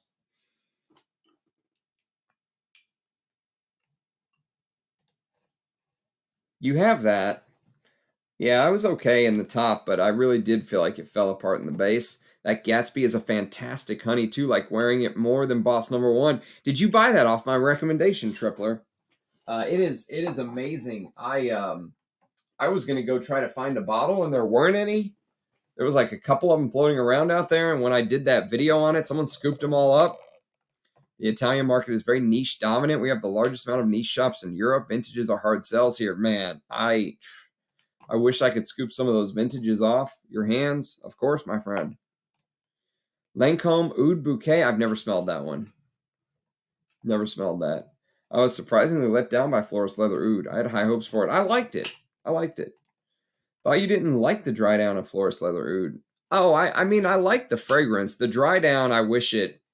I mean, you can only ask so much from those type of fragrances, but I would just reapply. I mean, 4 or 5, 6 hours in, you just reapply. Booze notes fade often and fast, but Ungaro 3 is a hidden gem. I seen it at Texas Burlington's for $25. Wow. Yeah. Yes, I did. Thank you. Got one cheap, you lucky dog. Or lucky triceratops in your case. Rose and vodka. Yes, it's very strange and very good. I think it's discontinued, but you have to put your nose on Andy Towers' Lou. I've never smelled that one. Rich Mitch says it's really medicinal. Like it's like a tire, like it's rubbery. But I've never smelled that one, J-Rod. All right, my voice is going, and I am completely out of Vasa. So we're going to say this was a damn successful stream. Do leave comments below in the comment section of the actual live stream if you did end up getting some of these, and let me know what you make of them after you've had a chance to sniff them. Likes, subscriptions, comments, all of that stuff helps the channel. You can see at one point we had like 80 something people in the chat. So we are continually growing. I'm very happy with the people who are here with us on our journey. And, I see nothing but blue skies ahead for the channel. I have a lot of content to do. So the channel will continue to grow. But I appreciate everyone's support and spending so much time with me. I hope you get to know the History of Oud collection a little better, and keep an eye out in the next week or two for my interview with the great Russian Adam. Get your questions ready for the man, the myth, the legend. All right. Cheers, guys. Take care. Bye now.